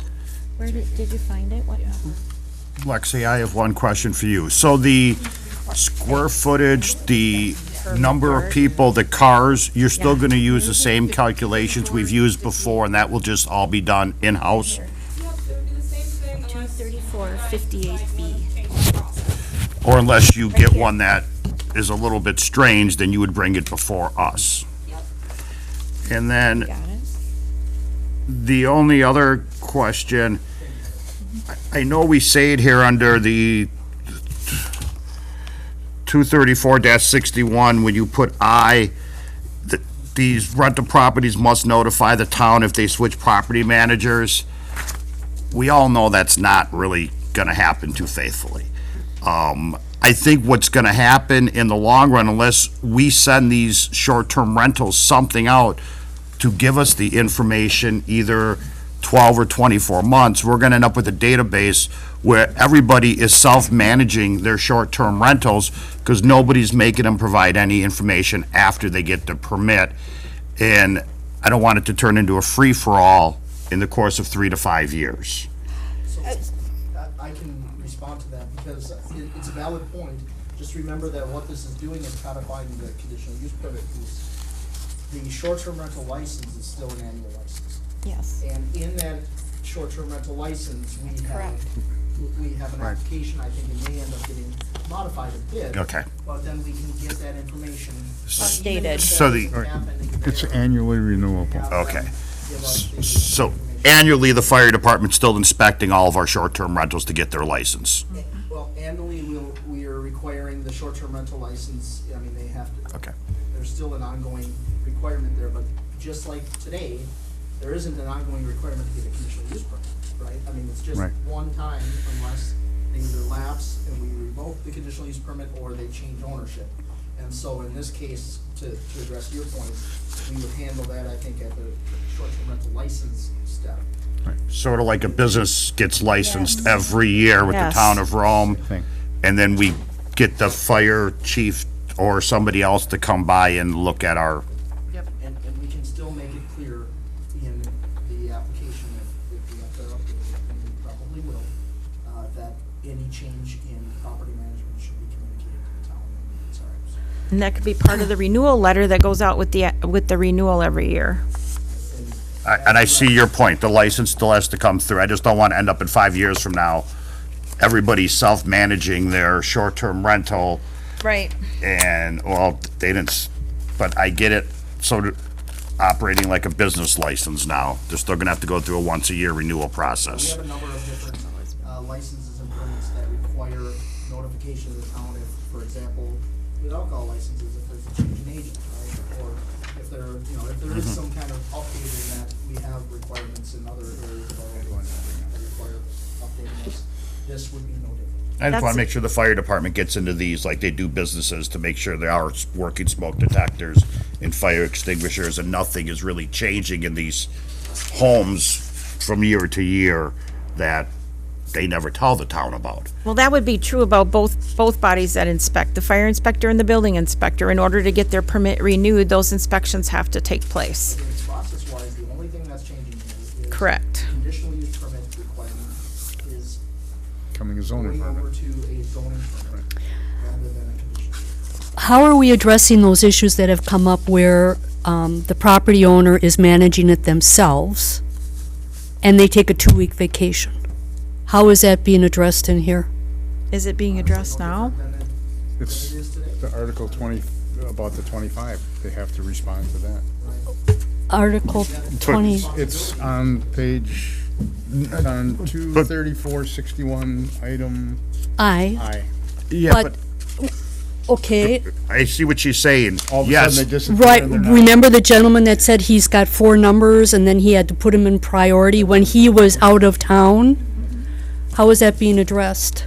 Well, this is addressing it exactly the same way as we have conditional use permit. But I get what you're saying, and we could maybe handle it at the point of the zoning permit, and maybe the information that we request, or maybe have some follow-up questions that can be part of the issuance of the zoning permit, which I think we have the ability to do in the language. But again, it's, That's, I foresee that being dropping the ball, though, at some point. That's how I'm viewing something like that, that would be, but then the way to correct it would be require a short-term rental to have a property manager, period. I agree with No that. longer self-manage. And I think because we've all sat here and the guy's like, well, if I'm gone, I won't rent it. Excuse the expression, but BS. If somebody's gonna offer you $1,500 for your place, whether you're here or Ohio, you're gonna take the money. So far, we haven't had a lot of issues with that. But we know darn well, everybody that's self-managing, if they're gonna be gone for Thanksgiving and somebody wants to rent their house, whether they're 25 miles by it or not, they're still gonna rent it. So the only way to really counteract that is make them have a property manager. property manager. Well, What was that? A viable, someone that is a 24/7. Local it could be self-managing, but they should have a backup for whenever they're inaccessible. I think Because we ought how to would you just, know unless somebody raises a complaint that you're checking on? but I think if they have a property manager, you know there's somebody gonna be available. That's right. They have Yeah. to have a property manager. I agree. Period. on the, All right. the ordinance section under 234-61. Under I. What that would be doing is, under I, you would just take out the first part of that first sentence, and you would start that sentence then with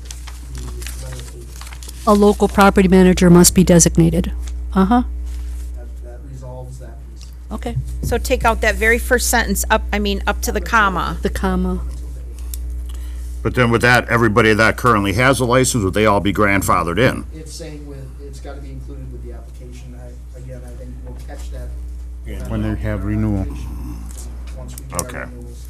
On renewals, you catch it, change it. Well, I think if we accept these modifications and these updates, I mean, there's definitely gonna be a process for updating the zoning permit for it, as well as the application process, and those questions can come forward for approval when we do a public hearing on changing our ordinances, correct? Yes, well.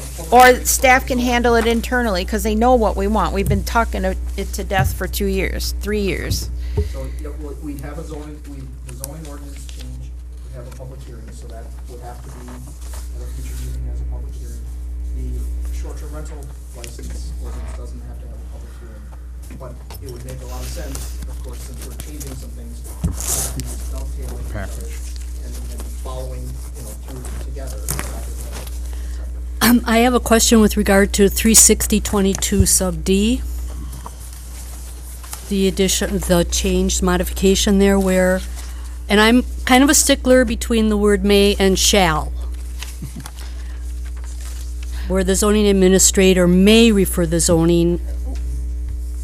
Why don't we have shall in there rather than may? You're giving the discretion totally to the zoning administrator without specific criteria. It's exactly the same as in our land division ordinance. We have it permissive, it allows the zoning administrator to refer it, for example, with land divisions, that often happens with expanded use of CSMs. That comes back to the plan commission, even though technically it wouldn't necessarily need to. In this situation, the language is exactly the same, it allows for it, but as we talked about at the last meeting, we can still set some parameters and thresholds and policy, but you wouldn't codify that, and I don't think you would Okay. want that as a mandatory shall, because it's not always going to apply. If shall is gonna say, it's always coming back. Yes. We haven't changed anything if we made a shall. We haven't changed a thing. Yeah, you really wouldn't be. When deemed necessary and appropriate. Right, that is, again,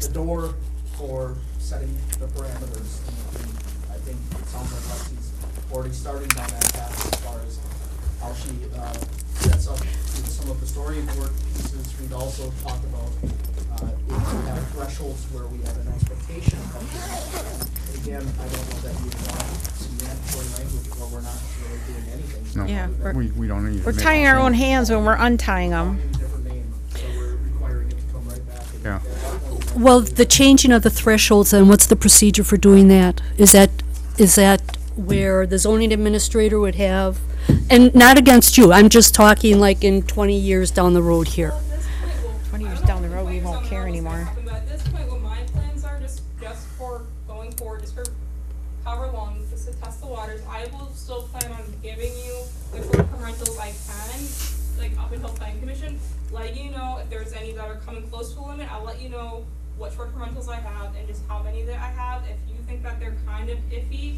then we can bring them in, just so I can work with you, just to help with that transition. Then after a while, depending on if you feel comfortable, we can go from there. But if that would help you with that transition, because I can tell you're a little bit nervous with that. Well, I am. I just, I would prefer to see the criteria and what the parameters are going to be, But I believe we- basically. The criteria that I want to set is I would not want a house personally to have more than 4 people per a room, even if they have the footage. If I see a house that has more than 4 people per room with footage, I would want to bring them here. Okay, but then, now that's your discretion as the zoning administrator.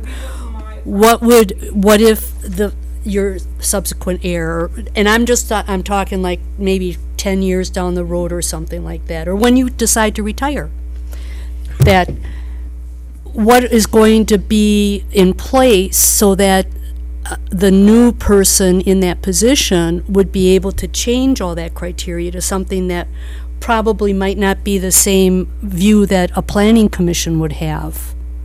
Do you see what I'm trying to I say? see what you're saying, and Okay. I'm gonna say, What I envision your step is that the zoning administrator would maybe start by developing some SOP, so some procedures there, that she would propose, okay, to be thresholds To to have send the it. criteria. Yeah. Bring it to you all, get your feedback and understand the expectations and then put it in place. Yeah, And that's- it doesn't mean that we can't review it and update it. Yeah, I was, Perhaps would. Right, I think codifying it is not the way to go, but I would like to see, you know, the procedure, you know, want to at be some involved in point the in the policy and the future. process, and you want her to bring some of those changes back to us. But that shouldn't, I think what they've presented here is actually what we've been asking for, and it certainly clears it up for, I understand your hesitation, but I think with the policy procedure part of it and the SOPs, that would definitely help, and then you would understand what her policy is. But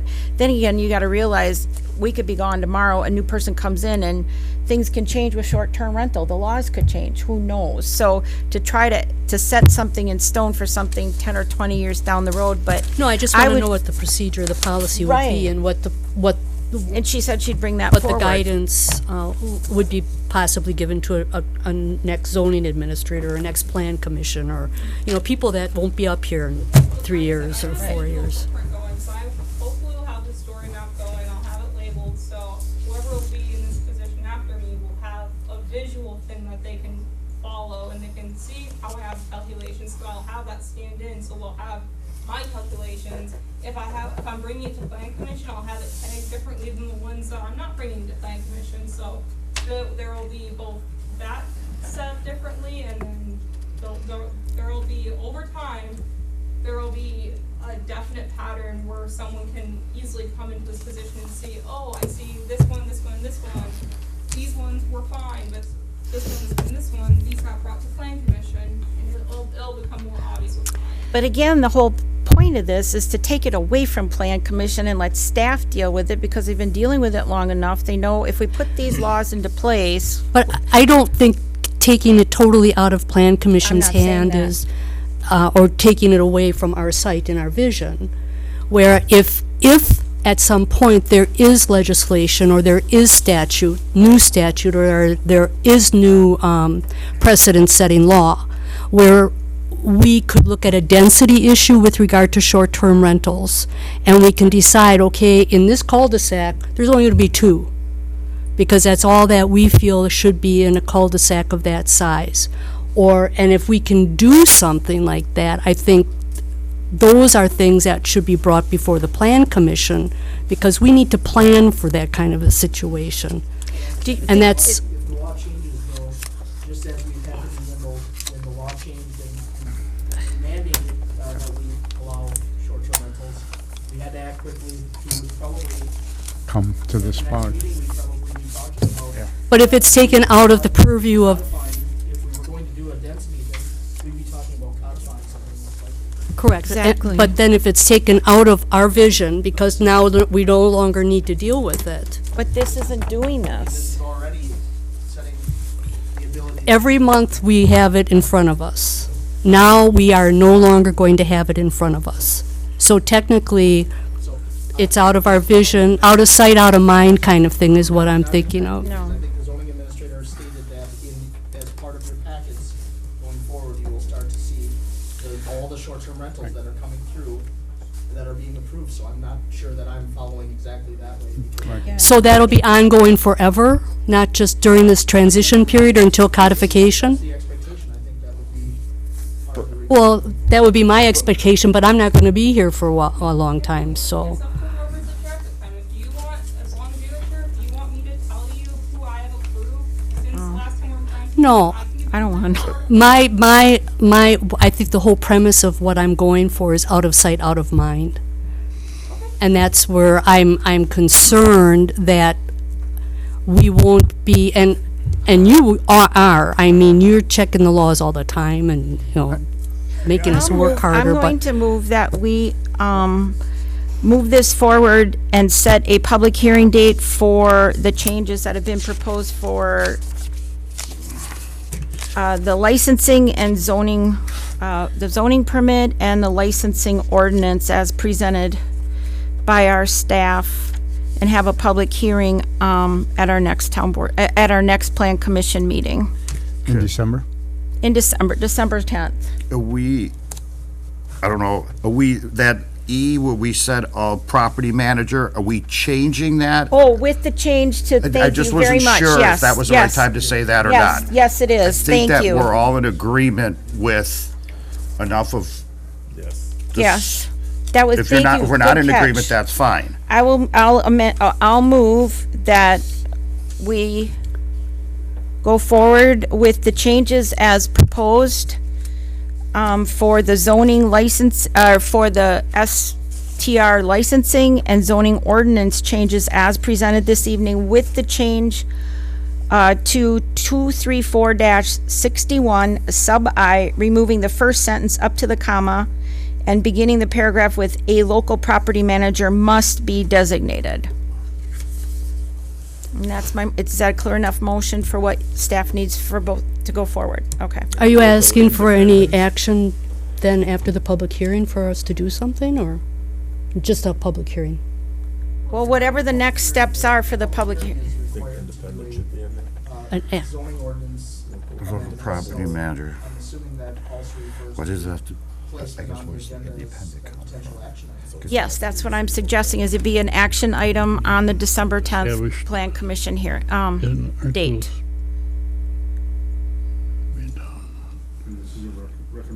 They aren't licensed, I want to say a licensed property manager, but they aren't licensed. Yes, that's correct.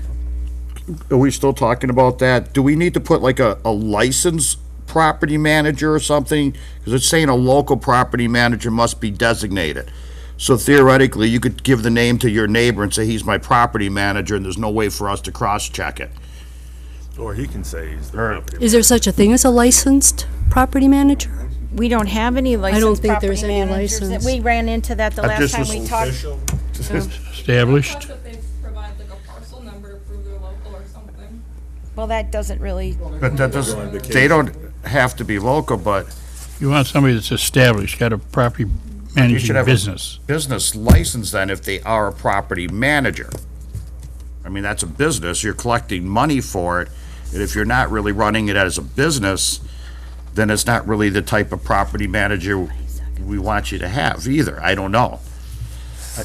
Just, But if they're out of the let's just say they're a property manager located in Alveola or city of. Art they should Dale. still have a business license. There's several in Monroe. Well, the, the, Business license? the property managers that we are getting, are they chartered, I can't remember the name, under the Secretary of State for the state of Wisconsin? Or are they just people out there that do this?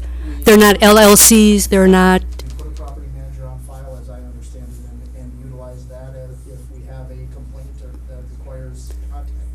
We contact the property manager on file. We have not licensed property managers to date. This, in a sense, is still requiring a property manager now for all, which is a step In the right direction. up Right, yeah. from what we currently have. but are they,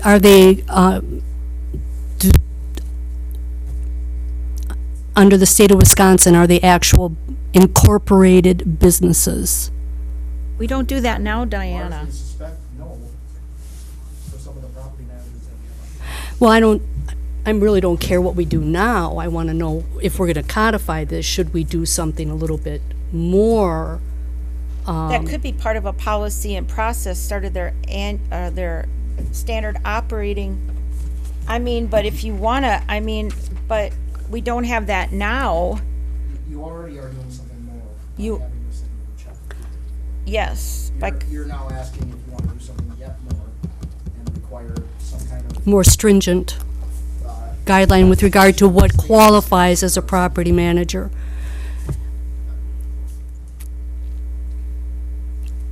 it's up to you. And it's nothing more than a recommendation. it's, It's 234. Tom, was your point that there has to be a paid property manager? Pay your brother. I don't think you want to go. Yeah, I No. don't think it was the word paid. I mean, but there's. Just license, you want to have something that is, but there's no such thing. Well, business is there a way to do that with a business license? We could say, aren't they, most of the ones that we, So I could be a property manager of my neighbor's property if they wanted to short-term rental it. If that's your new application? Could you say a property manager business? That's what I kind of understand, is getting a business license with the town. I understand Tom's initial point. I don't really understand going to the state. At that point, I was lost on. No, not the state of Wisconsin. Well, if you want to incorporate a business, or you want to start a business, and you want, all of the benefits of doing like an LLC or an incorporation or something, the state of Wisconsin is what gives you that designation. An LLC isn't necessarily incorporated, though, is it? An LLC is a different type of licensing. She's trying to say that you go through chapter, I think it's 181. 181 Wisconsin state statutes to incorporate your business or to establish a business You'd be under the putting state a of lot of small, Wisconsin. Legal I think entity. you would be, but a LLC is a legal entity, is it not? So you'd be putting a small business owner out by saying they have to be incorporated. No, an LLC would still be a small business owner. They'd still have papers from the state of Wisconsin Yes, they acknowledging would. them as a business. A legal entity. A legal entity. I see where Paul's coming from. So are you handling that in the application, or you really want to codify, you're looking to codify that they need to be registered with the state of Wisconsin? Well, then second my motion, would you please? An LLC, a business, You a just say- certifiable state authorized entity, like an LLC or an incorporation. You say property manager business, doesn't that narrow it down to somebody that's already got an established business? Rather than just an individual and, Well, But you can It's make that kinda part of the policy loosey-goosey. process. And you also haven't required that to date. That's No, we right. haven't. So what about all the people that are there? They get automatically grandfathered in? We're kind of I think we're just kind of complicating this now, because I think this is pretty straightforward, so. no, I don't think it's complicated. It's just the property manager that the property owner is going to hire has to be either an LLC or incorporated under the guidelines of Chapter 181 of the state of Wisconsin. It's not, That is it's a legal entity. It's not That's a not what fly-by-night cousin. It's not what we've That's been not what you've doing. been doing for how many years? What about a sole proprietorship? That's under Use their social probably as their Yep, They wouldn't be it's registered. true. So it just complicates it. As long as they have a property manager must be designated for contact purposes, and those names are on file with staff, the zoning administrator.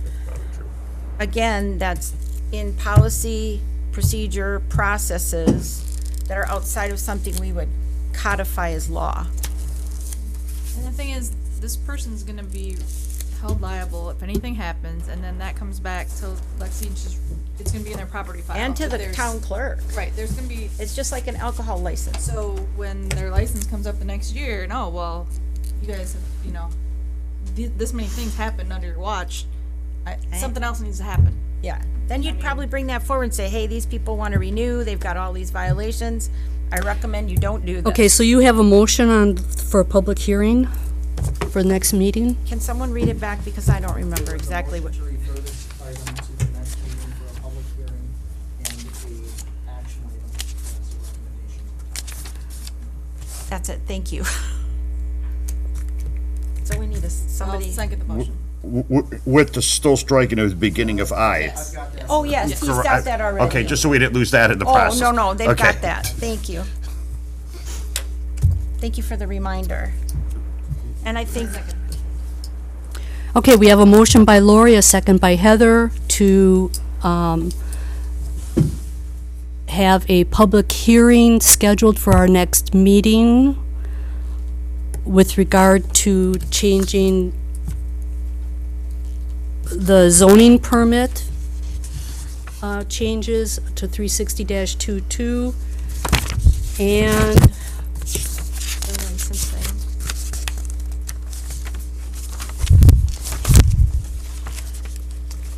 are we just doing zoning, we're not doing the other one?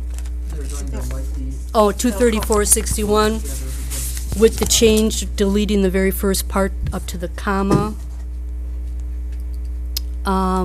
And referral to the town board for approval. Any other discussion?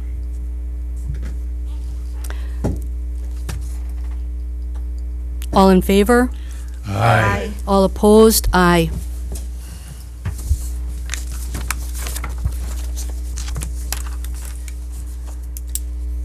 Okay, next meeting,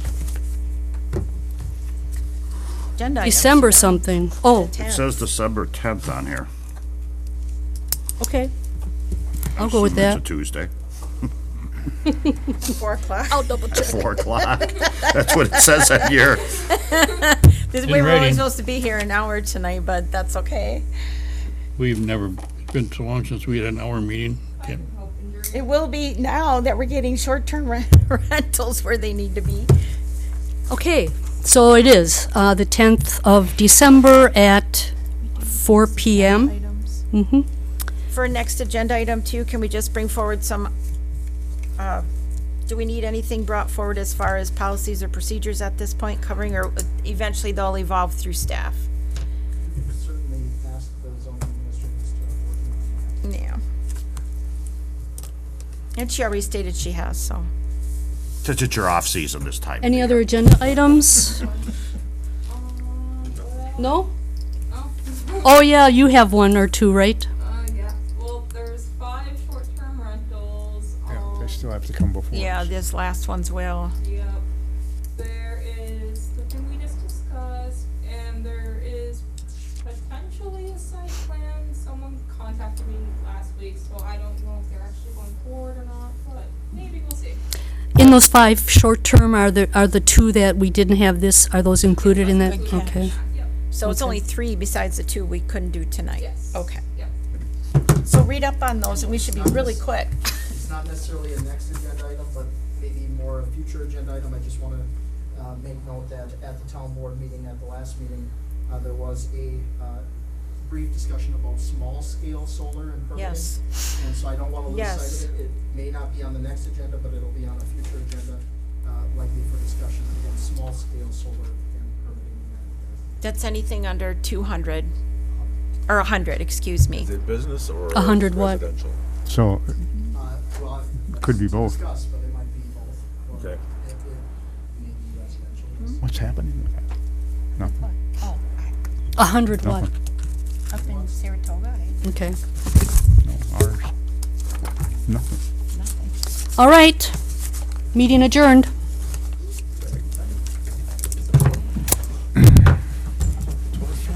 Thank you, guys. Thank you. Sometimes.